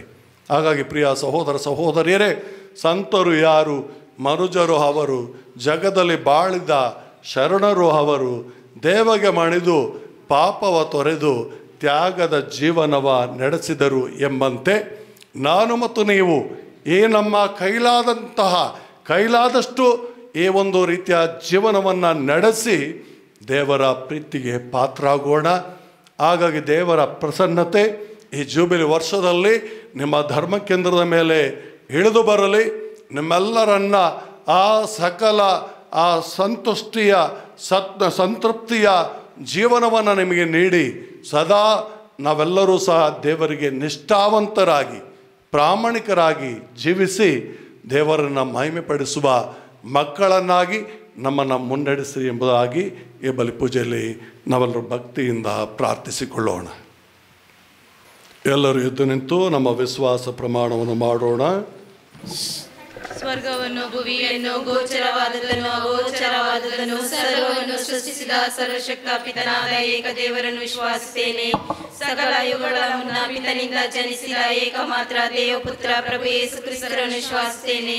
ಇವರು ದೇವರಿಂದ ದೇವರು, ಬೆಳಕಿನಿಂದ ಬೆಳಕು, ನಿಜ ದೇವರಿಂದ ನಿಜ ದೇವರು, ಜನಿಸಿಯೂ ಸೃಷ್ಟಿಯಾಗದೆ ಪಿತನ ಸ್ವಭಾವಿಯಾಗಿರುವರು. ಇವರ ಮುಖಾಂತರವೇ ಸಕಲವು ಸೃಷ್ಟಿಯಾಯಿತು. ಇವರು ಮಾನವರಾದ ನಮಗಾಗಿಯೂ ನಮ್ಮ ರಕ್ಷಣೆಗಾಗಿಯೂ ಸ್ವರ್ಗದಿಂದ ಇಳಿದು ಬಂದರು ಮತ್ತು ಪವಿತ್ರಾತ್ಮರಿಂದ ಕನ್ಯಾಮರಿಯರಲ್ಲಿ ಮನುಷ್ಯರಾದರು. ಪೋಂಚಿಯಸ್ ಪಿಲಾತನ ಅಧಿಕಾರದಲ್ಲಿ ನಮಗಾಗಿ ಶಿಲುಬೆಗೇರಿಸಲ್ಪಟ್ಟು ಮೃತರಾಗಿ ಸಮಾಧಿ ಮಾಡಲ್ಪಟ್ಟರು. ಪವಿತ್ರ ಗ್ರಂಥಗಳ ಪ್ರಕಾರವೇ ಮೂರನೆಯ ದಿನ ಪುನರ್ಜೀವಂತರಾಗಿ ಎದ್ದರು. ಸ್ವರ್ಗಕ್ಕೇರಿ ಪಿತನ ಬಲಗಡೆಯಲ್ಲಿ ಆಸೀನರಾಗಿರುವರು. ಅಲ್ಲಿಂದ ಜೀವಂತರಿಗೂ ಮೃತರಿಗೂ ತೀರ್ಪು ಕೊಡಲು ಮಹಿಮೆಯೊಂದಿಗೆ ಮರಳಿ ಬರುವರು. ಅವರ ರಾಜ್ಯಕ್ಕೆ ಅಂತ್ಯವಿರದು. ಪಿತನಿಂದಲೂ ಸುತ್ತನಿಂದಲೂ ಹೊರಡುವ ಪ್ರಭುವು ಜೀವದಾತರೂ ಆಗಿರುವ ಪವಿತ್ರಾತ್ಮನನ್ನು ವಿಶ್ವಾಸಿಸುತ್ತೇನೆ. ಪ್ರವಾದಿಗಳ ಮುಖಾಂತರ ಮಾತನಾಡಿದ ಇವರು ಪಿತಾ ಮತ್ತು ಸುತ್ತರೊಡನೆ ಒಂದಾಗಿ ಆರಾಧನೆಯನ್ನು ಮಹಿಮೆಯನ್ನು ಪಡೆಯುತ್ತಾರೆ. ಏಕ ಪವಿತ್ರ ಕಥೋಲಿಕ ಮತ್ತು ಪ್ರೇಷಿತ ಧರ್ಮಸಭೆಯನ್ನು ವಿಶ್ವಾಸಿಸುತ್ತೇನೆ. ಪಾಪ ಪರಿಹಾರಕ್ಕಾಗಿ ಒಂದೇ ದೀಕ್ಷಾ ಸ್ನಾನ ಇರುವುದೆಂದು ನಿವೇದಿಸುತ್ತೇನೆ. ಮೃತರ ಪುನರುತ್ಥಾನವನ್ನು, ಬರಲಿರುವ ಮರುಲೋಕ ಜೀವನವನ್ನು ನಿರೀಕ್ಷಿಸುತ್ತೇನೆ. ಆಮೇನ್. ಪ್ರಿಯ ಸಹೋದರ ಸಹೋದರಿಯರೇ, ಸಕಲ ಮಾನವರು ರಕ್ಷಣೆ ಹೊಂದಿ ಸತ್ಯದ ಅರಿವನ್ನು ಪಡೆಯಬೇಕೆಂಬುದು ಸರ್ವಶಕ್ತ ಪಿತದೇವರ ಚಿತ್ತವಾಗಿದೆ. ಆದುದರಿಂದ ನಮ್ಮ ಹೃದಯದಲ್ಲಿರುವಂಥ ಪ್ರತಿಯೊಂದು ಕೋರಿಕೆಗಳನ್ನು ತಂದೆ ದೇವರಿಗೆ ಸಮರ್ಪಿಸುತ್ತಾ ಭಕ್ತಿಯಿಂದ ಪ್ರಾರ್ಥಿಸೋಣ. ನಿಮ್ಮ ಉತ್ತರ: ಓ ದೇವನೇ ಜಗದೀಶನೇ, ಸ್ವೀಕಾರ ಮಾಡೋ ಈ ಪ್ರಾರ್ಥನೆ. ಓ ದೇವನೇ ಕರುಣಾಮಯನೇ, ನೀ ಕೇಳು ಈ ಆತ್ಮನಿವೇದನೆ. ಓ ದೇವನೇ ಜಗದೀಶನೇ, ಸ್ವೀಕಾರ ಮಾಡು ಈ ಪ್ರಾರ್ಥನೆ. ಓ ದೇವನೇ ಕರುಣಾಮಯನೇ, ನೀ ಕೇಳು ಈ ಆತ್ಮನಿವೇದನೆ. ಕರುಣಾಳು ದೇವರೇ, ನಿಮ್ಮ ಪ್ರೀತಿಯ ಆಪ್ತರಾದ ಸಂತ ಮನಚಿನ್ನಪ್ಪರಂತೆ ವಿಶ್ವಗುರು ಫ್ರಾನ್ಸಿಸ್, ಧರ್ಮಾಧ್ಯಕ್ಷರು, ಗುರುಗಳು, ಧಾರ್ಮಿಕ ಸಹೋದರ ಸಹೋದರಿಯರು ತಮ್ಮ ಆಧ್ಯಾತ್ಮಿಕ ಮತ್ತು ಸಮರ್ಪಣಾ ಬದುಕಿನ ಮೂಲಕ ಸರ್ವರ ಸೇವೆಯಲ್ಲಿ ತಮ್ಮ ಜೀವನವನ್ನು ಸವಿಯುವಂತೆ ಪ್ರಾರ್ಥಿಸೋಣ. ಓ ದೇವನೇ ಜಗದೀಶನೇ, ಸ್ವೀಕಾರ ಮಾಡು ಈ ಪ್ರಾರ್ಥನೆ. ಓ ದೇವನೇ ಕರುಣಾಮಯನೇ, ನೀ ಕೇಳು ಈ ಆತ್ಮನಿವೇದನೆ. ದಯಾಮಯ ತಂದೆ, ಮುಕ್ತ ಹಾಗೂ ಪ್ರಾಮಾಣಿಕ ಸೇವೆಯಲ್ಲಿ ತೊಡಗಿರುವ ಎಲ್ಲ ನಾಯಕರನ್ನು ಆಶೀರ್ವದಿಸಿರಿ. ಅವರು ನಿಮ್ಮ ಅನುಗ್ರಹದಿಂದ ಪ್ರೇರೇಪಿತರಾಗಿ ಸತ್ಯ, ನ್ಯಾಯ ಮತ್ತು ಮಾನವೀಯತೆಯನ್ನು ಎತ್ತಿ ಹಿಡಿಯುವಂತೆ ಪ್ರಾರ್ಥಿಸೋಣ. ಓ ದೇವನೇ ಜಗದೀಶನೇ, ಸ್ವೀಕಾರ ಮಾಡು ಈ ಪ್ರಾರ್ಥನೆ. ಓ ದೇವನೇ ಕರುಣಾಮಯನೇ, ನೀ ಕೇಳು ಈ ಆತ್ಮನಿವೇದನೆ. ಸರ್ವಶಕ್ತ ದೇವರೇ, ಎಲ್ಲ ಯುವಕ ಯುವತಿಯರು ಸಂತವನ ಚಿನ್ನಪ್ಪರ ಧ್ಯಾನ ಮತ್ತು ಆಧ್ಯಾತ್ಮಿಕ ಜೀವನದಿಂದ ಸ್ಫೂರ್ತಿ ಪಡೆದು ತಮ್ಮ ಆಧ್ಯಾತ್ಮಿಕ ಯಾತ್ರೆಯಲ್ಲಿ ಒಳ್ಳೆಯ ಮಾರ್ಗವನ್ನು ಅನುಸರಿಸಿ ಉತ್ತಮ ಭವಿಷ್ಯವನ್ನು ರೂಪಿಸಿಕೊಳ್ಳುವಂತೆ ಪ್ರಾರ್ಥಿಸೋಣ. ಓ ದೇವನೇ ಜಗದೀಶನೇ, ಸ್ವೀಕಾರ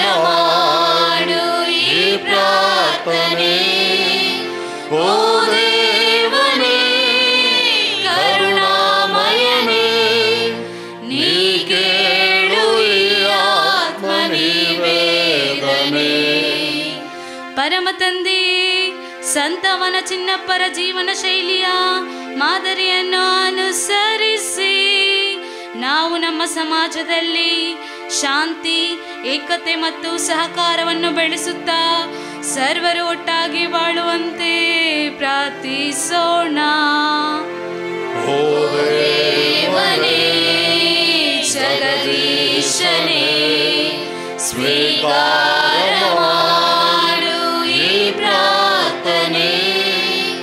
ಓ ದೇವನೇ, ಕರುಣಾಮಯನೇ, ನೀ ಕೇಳು ಈ ಆತ್ಮ ನಿವೇದನೆ.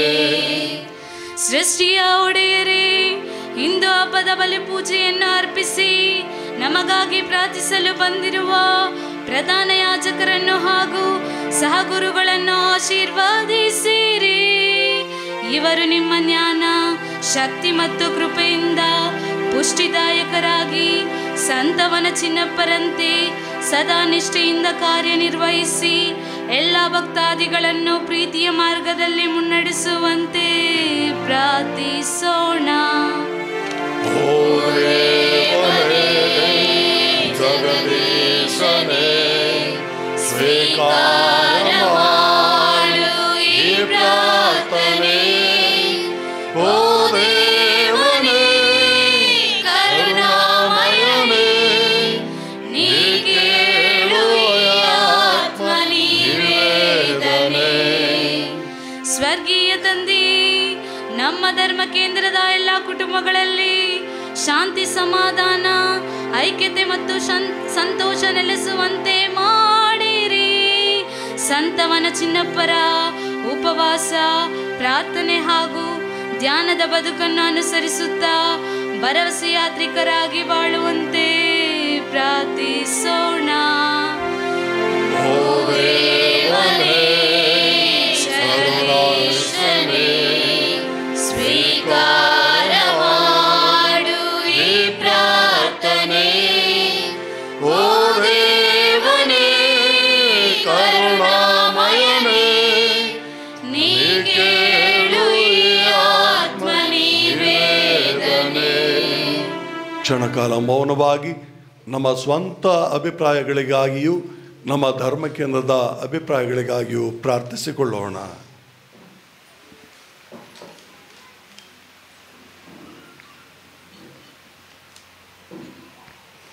ಪರಮ ತಂದೆಯೇ, ನಮ್ಮ ಆಶ್ರಯವೂ ನಮ್ಮ ಶಕ್ತಿಯೂ ನೀವೇ.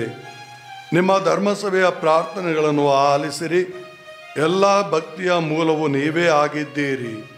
ಆದುದರಿಂದ ವಿಶ್ವಾಸದಲ್ಲಿ ನಾವು ನಿಮ್ಮಿಂದ ಬೇಡುವುದನ್ನು ನಿಜವಾಗಿಯೂ ಪಡೆಯುವಂತಾಗಲಿ. ನಮ್ಮ ಪ್ರಭು ಕ್ರಿಸ್ತರ ಮುಖಾಂತರ ನಿಮ್ಮನ್ನು ಪ್ರಾರ್ಥಿಸುತ್ತೇವೆ.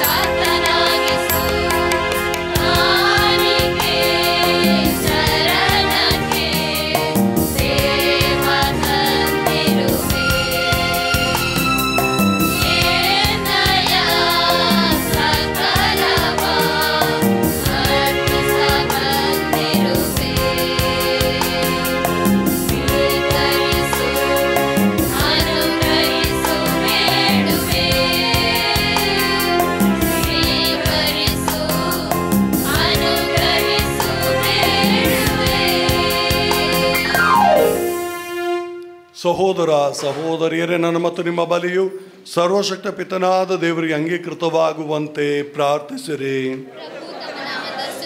ಮಹಿಮೆಗಾಗಿಯೂ ತಮ್ಮ ಮತ್ತು ಇಡೀ ಪವಿತ್ರ ಧರ್ಮಸಭೆಯ ಪ್ರಯೋಜನಕ್ಕಾಗಿಯೂ ಈ ಬಲಿಯನ್ನು ತಮ್ಮ ಕರಗಳಿಂದ ಸ್ವೀಕರಿಸಿರಿ. ಪ್ರಭು ಸಂತವನ ಚಿನ್ನಪ್ಪನವರ ಸ್ಮರಣಾರ್ಥ ನಾವು ಅರ್ಪಿಸುತ್ತಿರುವ ಈ ಬಲಿ ಅರ್ಪಣೆಯು ನಿಮ್ಮ ವಿಶ್ವಾಸಗಳ ಮೇಲೆ ಶಾಂತಿ ಮತ್ತು ಐಕ್ಯತೆಯ ವರಗಳನ್ನು ಸುರಿಸಲಿ. ನಮ್ಮ ಪ್ರಭು ಕ್ರಿಸ್ತರ ಮುಖಾಂತರ ನಿಮ್ಮನ್ನು ಪ್ರಾರ್ಥಿಸುತ್ತೇವೆ.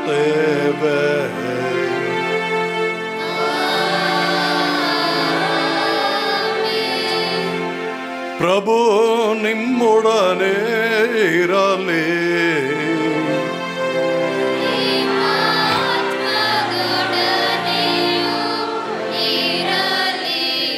ನಿಮ್ಮ ಮನಗಳನ್ನು ಸ್ವರ್ಗಕ್ಕೆ ಎತ್ತಿರಿ.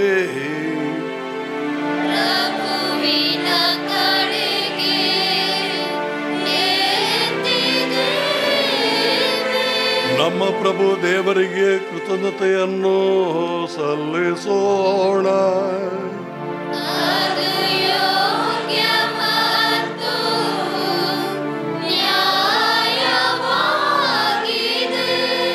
ಪ್ರಭು ಪವಿತ್ರ ಪಿತನೇ, ಸರ್ವಶಕ್ತರಾದ ನಿತ್ಯ ದೇವರೇ, ನಾವು ಎಂದೆಂದು ಎಲ್ಲೆಲ್ಲೂ ನಿಮಗೆ ಕೃತಜ್ಞತೆಯನ್ನು ಸಲ್ಲಿಸುವುದು ನಿಜವಾಗಿ ಯೋಗ್ಯವೂ ನ್ಯಾಯವೂ ಆಗಿದೆ. ನಮ್ಮ ಕರ್ತವ್ಯವೂ ರಕ್ಷಣೆಯೂ ಆಗಿದೆ. ಏಕೆಂದರೆ ಸಂತರ ಸಮೂಹದಲ್ಲಿ ನಿಮಗೆ ಸ್ತುತಿ ಸಲ್ಲುತ್ತದೆ. ಅವರ ಪುಣ್ಯ ಫಲಗಳನ್ನು ನೀವು ಸನ್ಮಾನಿಸುವಾಗ ನಿಮ್ಮ ಕೊಡುಗೆಗಳನ್ನೇ ಸನ್ಮಾನಿಸುತ್ತೀರಿ. ಅವರ ಪುಣ್ಯ ಜೀವನದಿಂದ ನಮಗೆ ಆದರ್ಶವನ್ನು, ಅವರೊಡನೆ ಅನ್ಯೋನ್ಯತೆಯಿಂದ ನಮಗೆ ಸ್ನೇಹ ಬಾಂಧವ್ಯವನ್ನು, ಅವರ ಭಿನ್ನದಿಂದ ನಿಶ್ಚಯ ಆಧಾರವನ್ನು ದಯಪಾಲಿಸುತ್ತೀರಿ. ಹೀಗೆ ಇಷ್ಟೊಂದು ಮಂದಿ ಸಂತರ ಸಮೂಹದ ಸಾಕ್ಷಿನ ಉತ್ತೇಜಿತರಾಗಿ ನಮ್ಮ ಮುಂದಿರುವ ಓಟದ ಪಂದ್ಯದಲ್ಲಿ ನಾವು ವಿಜೇತರಾಗಿ ಓಡುತ್ತಾ ಅಳಿಯದ ಮಹಿಮಾ ಕಿರೀಟವನ್ನು ಅವರೊಂದಿಗೆ ಗೆಲ್ಲುವಂತೆ ನಮ್ಮ ಪ್ರಭು ಕ್ರಿಸ್ತರ ಮುಖಾಂತರ ಅನುಗ್ರಹಿಸುತ್ತೀರಿ. ಆದುದರಿಂದ ದೇವದೂತರೊಂದಿಗೂ ಪ್ರಧಾನ ದೂತರೊಂದಿಗೂ ಸಂತರ ಮಹಾ ಸಮೂಹದೊಂದಿಗೂ ಸೇರಿ ನಾವು ನಿಮ್ಮ ಸ್ತುತಿಗೀತೆಯನ್ನು ಹಾಡುತ್ತಾ ನಿರಂತರವಾಗಿ ಘೋಷಿಸುತ್ತೇವೆ.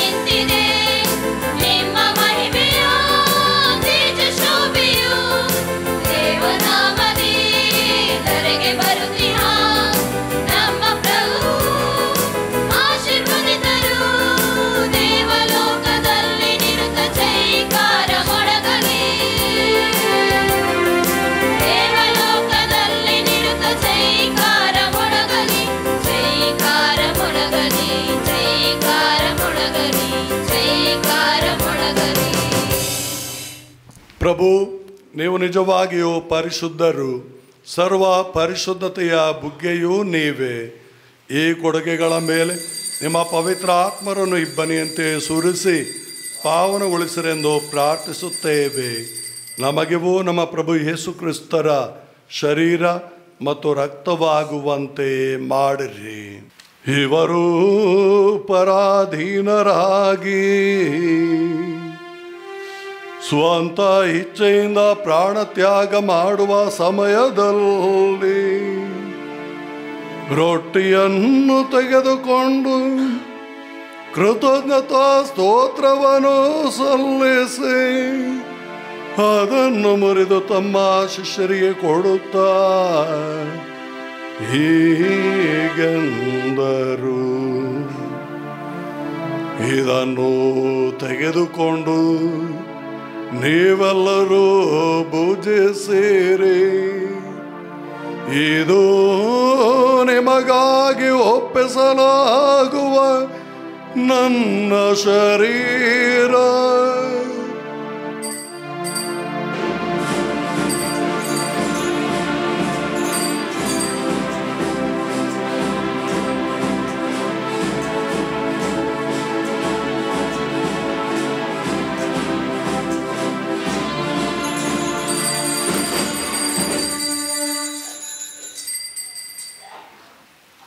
ಅಂತೆಯೇ ಭೋಜನದ ಕೊನೆಯಲ್ಲಿ ಪಾನ ಪಾತ್ರೆಯನ್ನು ತೆಗೆದುಕೊಂಡು ಅವರು ಪುನಃ ನಿಮಗೆ ಕೃತಜ್ಞತಾ ಸ್ತೋತ್ರವನ್ನು ಸಲ್ಲಿಸಿ ಅದನ್ನು ತಮ್ಮ ಶಿಷ್ಯರಿಗೆ ಕೊಡುತ್ತಾ ಹೀಗೆಂದರು,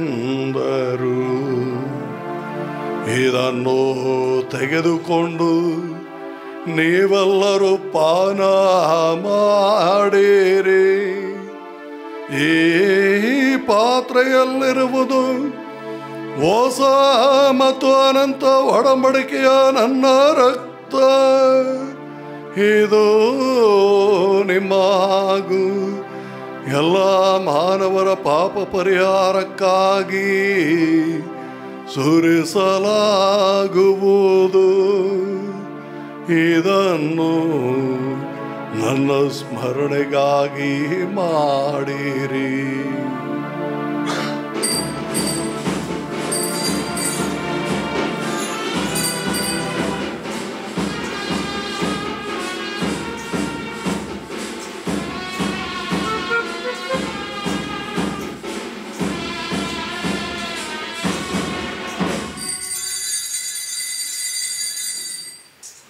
ವಿಶ್ವಾಸದ ರಹಸ್ಯ.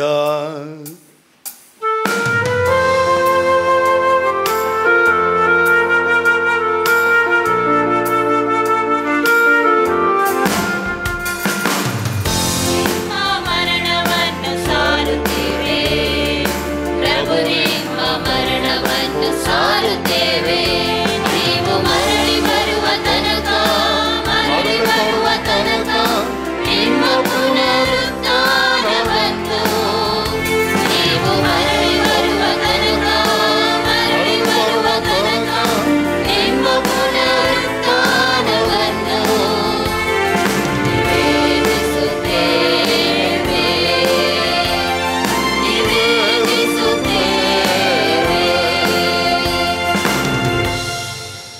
ಆದುದರಿಂದ ಪ್ರಭು, ನಿಮ್ಮ ಸಮ್ಮುಖದಲ್ಲಿ ನಿಂತು ಸೇವೆ ಸಲ್ಲಿಸಲು ನಮ್ಮನ್ನು ಯೋಗ್ಯರೆಂದು ಪರಿಗಣಿಸಿದಕ್ಕಾಗಿ ನಿಮಗೆ ಕೃತಜ್ಞತೆಯನ್ನು ಸಲ್ಲಿಸುತ್ತೇವೆ. ಕ್ರಿಸ್ತರ ಮರಣ ಮತ್ತು ಪುನರುತ್ಥಾನದ ಸ್ಮರಣೆಯನ್ನು ಆಚರಿಸುತ್ತಾ ಜೀವವೀವ ರೊಟ್ಟಿಯನ್ನು, ರಕ್ಷಣೆಯನ್ನೀವ ಪಾತ್ರೆಯನ್ನು ನಿಮಗೆ ಅರ್ಪಿಸುತ್ತೇವೆ. ಕ್ರಿಸ್ತರ ಶರೀರ ಮತ್ತು ರಕ್ತದಲ್ಲಿ ಪಾಲ್ಗೊಳ್ಳುವ ನಮ್ಮನ್ನು ಪವಿತ್ರಾತ್ಮರು ಒಂದುಗೂಡಿಸಬೇಕೆಂದು ನಿಮ್ಮನ್ನು ವಿನಯದಿಂದ ಭಿನ್ನಯಿಸುತ್ತೇವೆ. ಪ್ರಭು, ನಿಮ್ಮ ವಿಶ್ವವ್ಯಾಪಿ ಧರ್ಮಸಭೆಯನ್ನು ಸ್ಮರಿಸಿಕೊಳ್ಳಿರಿ. ನಮ್ಮ ವಿಶ್ವ ಗುರು ಫ್ರಾನ್ಸಿಸ್ ಅವರೊಂದಿಗೂ, ನಮ್ಮ ಪ್ರೇಷಿತ ಆಡಳಿತಾಧಿಕಾರಿ ಬೆರ್ನಾರ್ಡ್ ಮೋರಿಸ್ರೊಂದಿಗೂ, ಸಕಲ ಯಾಜಕರೊಂದಿಗೂ ಅದನ್ನು ಪ್ರೀತಿಯ ಪರಿಪೂರ್ಣತೆಗೆ ಮುನ್ನಡೆಸಿರಿ. ಪ್ರಭು, ಪುನರುತ್ಥಾನದ ನಿರೀಕ್ಷೆಯಲ್ಲಿ ವಿಶ್ರಮಿಸುತ್ತಿರುವ ನಮ್ಮ ಸಹೋದರ ಸಹೋದರಿಯರನ್ನು, ನಮ್ಮ ದಯೆಯಲ್ಲಿ ಮೃತರಾದ ಎಲ್ಲರನ್ನೂ ಸ್ಮರಿಸಿಕೊಳ್ಳಿರಿ. ಅವರನ್ನು ನಿಮ್ಮ ಸಮ್ಮುಖದ ಪ್ರಭೆಗೆ ಬರಮಾಡಿರಿ. ನಮ್ಮ ಮೇಲೂ ದಯೆ ತೋರಿರಿ. ದೇವಮಾತೆ ಪೂಜ್ಯ ಕನ್ಯಾಮರಿಯಮರೊಂದಿಗೂ, ಆಕೆ ಪ್ರತಿಸಂದ ಜೋಸೆಫ್ರೊಂದಿಗೂ, ಪುನೀತ ಪ್ರೇಷಿತರೊಂದಿಗೂ, ಪುನಿದ ವನಚಿನ್ನಪ್ಪರೊಂದಿಗೂ ಎಲ್ಲ ಕಾಲಗಳಲ್ಲಿ ನಿಮ್ಮ ಮೆಚ್ಚುಗೆಗೆ ಪಾತ್ರರಾದ ಸಕಲ ಸಂತರೊಂದಿಗೂ ನಾವು ನಿತ್ಯ ಜೀವದಲ್ಲಿ ಸಹಭಾಗಿಗಳಾಗಿ ನಿಮ್ಮನ್ನು ಸ್ತುತಿಸಿ ಮಹಿಮೆ ಪಡಿಸುವಂತೆ ನಿಮ್ಮ ಪುತ್ರ ಯೇಸು ಕ್ರಿಸ್ತರ ಮುಖಾಂತರ ಪ್ರಾರ್ಥಿಸುತ್ತೇವೆ.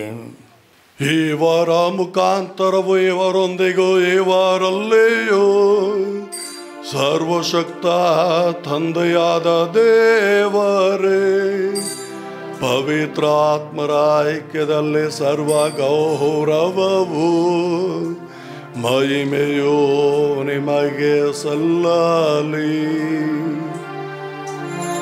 ಆಮೆನ್.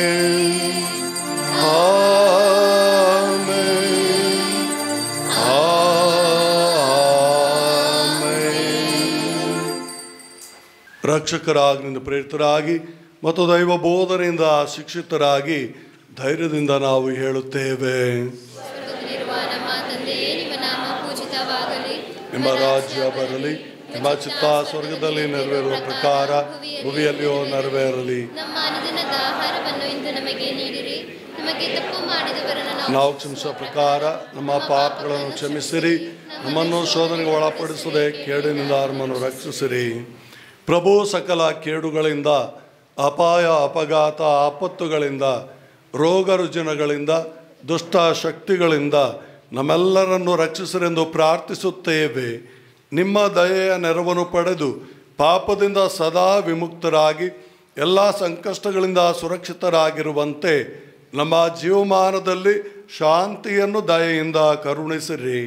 ನಾವು ಸ್ವರ್ಗಾನಂದವನ್ನು, ನಮ್ಮ ರಕ್ಷಕ ಯೇಸು ಕ್ರಿಸ್ತರ ಆಗಮನವನ್ನು ನಿರೀಕ್ಷಿಸುತ್ತಿದ್ದೇವೆ.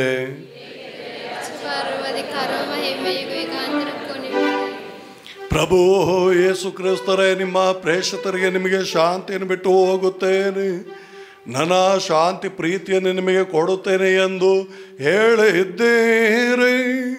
ನಮ್ಮೆಲ್ಲರ ಪಾಪಗಳನ್ನು ಲೆಕ್ಕಿಸದೆ ಈ ನಿಮ್ಮ ಧರ್ಮಸಭೆಯ ಭಕ್ತಿ ವಿಶ್ವಾಸವನ್ನು ಈಕ್ಷಿಸಿರಿ.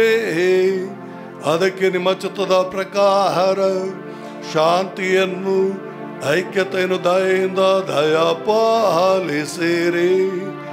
ಯುಗ ಯುಗಾಂತರಕ್ಕೂ ಜೀವಿಸಾಳುವ ಪ್ರಭುವೇ, ನಿಮ್ಮನ್ನು ಪ್ರಾರ್ಥಿಸುತ್ತೇವೆ.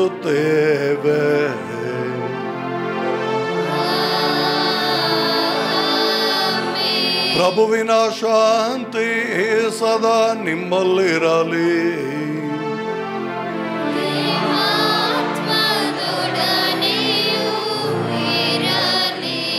ಪರಸ್ಪರ ಶಾಂತಿಯನ್ನು ಕೋರೋಣ.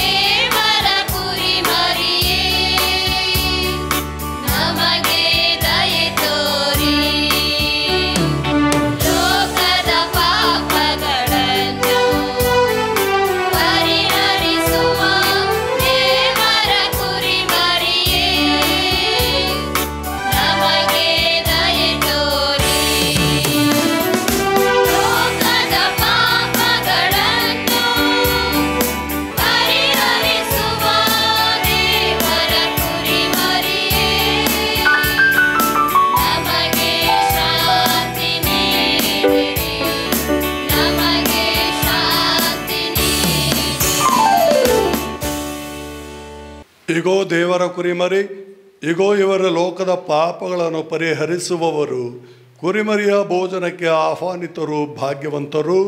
ಪ್ರಭು, ತಾವು ನಮ್ಮ ಮನೆಯನ್ನು ಪ್ರವೇಶಿಸಲು ನಾನು ಪಾತ್ರನಲ್ಲ, ಆದರೆ ತಾವು ಒಂದೇ ಒಂದು ಮಾತು ನುಡಿಯಿರಿ, ನನ್ನ ಆತ್ಮವು ಸ್ವಸ್ಥವಾಗುವುದು.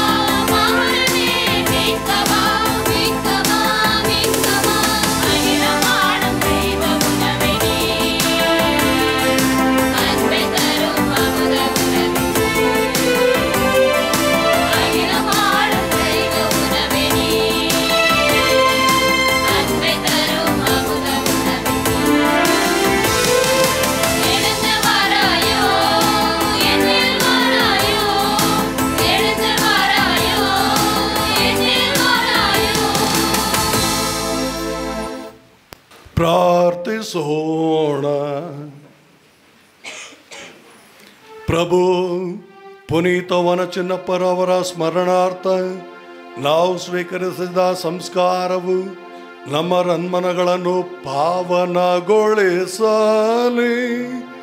ಹೀಗೆ ದಿವ್ಯ ಸ್ವಭಾವದಲ್ಲಿ ಪಾಲುಗಾರರಾಗಲು ನಾವು ಯೋಗ್ಯರಾಗುವಂತಾಗಲಿ. ನಮ್ಮ ಪ್ರಭು ಕ್ರಿಸ್ತರ ಮುಖಾಂತರ ನಿಮ್ಮನ್ನು ಪ್ರಾರ್ಥಿಸುತ್ತೇವೆ.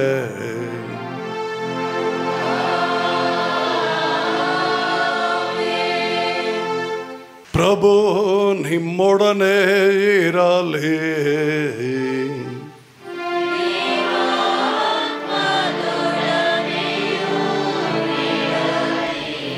ಶಿರಬಾಗಿ ದೇವರ ಆಶೀರ್ವಾದವನ್ನು ಕೋರೋಣ. ಸಂತರ ಮಹಿಮೆಯು ಆನಂದವಾದ ದೇವರು ಅವರ ಅತಿಶಯ ಪ್ರಾರ್ಥನೆಯ ಮೂಲಕ ನಿಮ್ಮನ್ನು ದೃಢೀಕರಿಸಿ ಮಿತಿ ಇಲ್ಲದ ಆಶೀರ್ವಾದಗಳಿಂದ ದೇವರು ನಿಮ್ಮೆಲ್ಲರನ್ನು ಅರಸಲಿ. ಸಂತರ ಭಿನ್ನಗಳ ನೆರವಿನಿಂದ ನೀವು ಸಕಲ ಕೇಡುಗಳಿಂದ ಬಿಡುಗಡೆ ಹೊಂದಿ ಅವರ ಪವಿತ್ರ ಜೀವನದ ಆದರ್ಶದಿಂದ ರೂಪಿತಗೊಂಡು ದೇವರ ಮತ್ತು ನೆರೆಯವರ ಸೇವೆಯಲ್ಲಿ ನೀವು ಸದಾ ನಿರತರಾಗುವಂತಾಗಲಿ. ಪವಿತ್ರ ಧರ್ಮಸಭೆ ತನ್ನ ಮಕ್ಕಳು ನಿರಂತರ ಶಾಂತಿಯಿಂದ ಸ್ವರ್ಗೀಯ ಸದಸ್ಯರ ಸಮೂಹವನ್ನು ಬಂದು ಸೇರುವುದನ್ನು ಕಂಡು ಸಂಭ್ರಮಿಸುತ್ತದೆ. ಅಂತೆಯೇ ನೀವು ಸಹ ಸಕಲ ಸಂತರೊಡನೆ ಸ್ವರ್ಗೀಯ ತಾಯ್ನಾಡಿನ ಆನಂದಗಳನ್ನು ಪಡೆಯುವಂತಾಗಲಿ.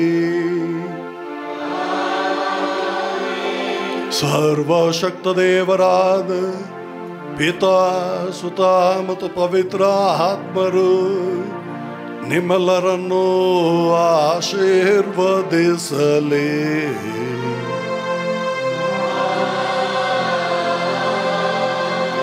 ಹೋಗಿ ಬನ್ನಿ, ಶುಭ ಸಂದೇಶವನ್ನು ಸಾರಿರಿ.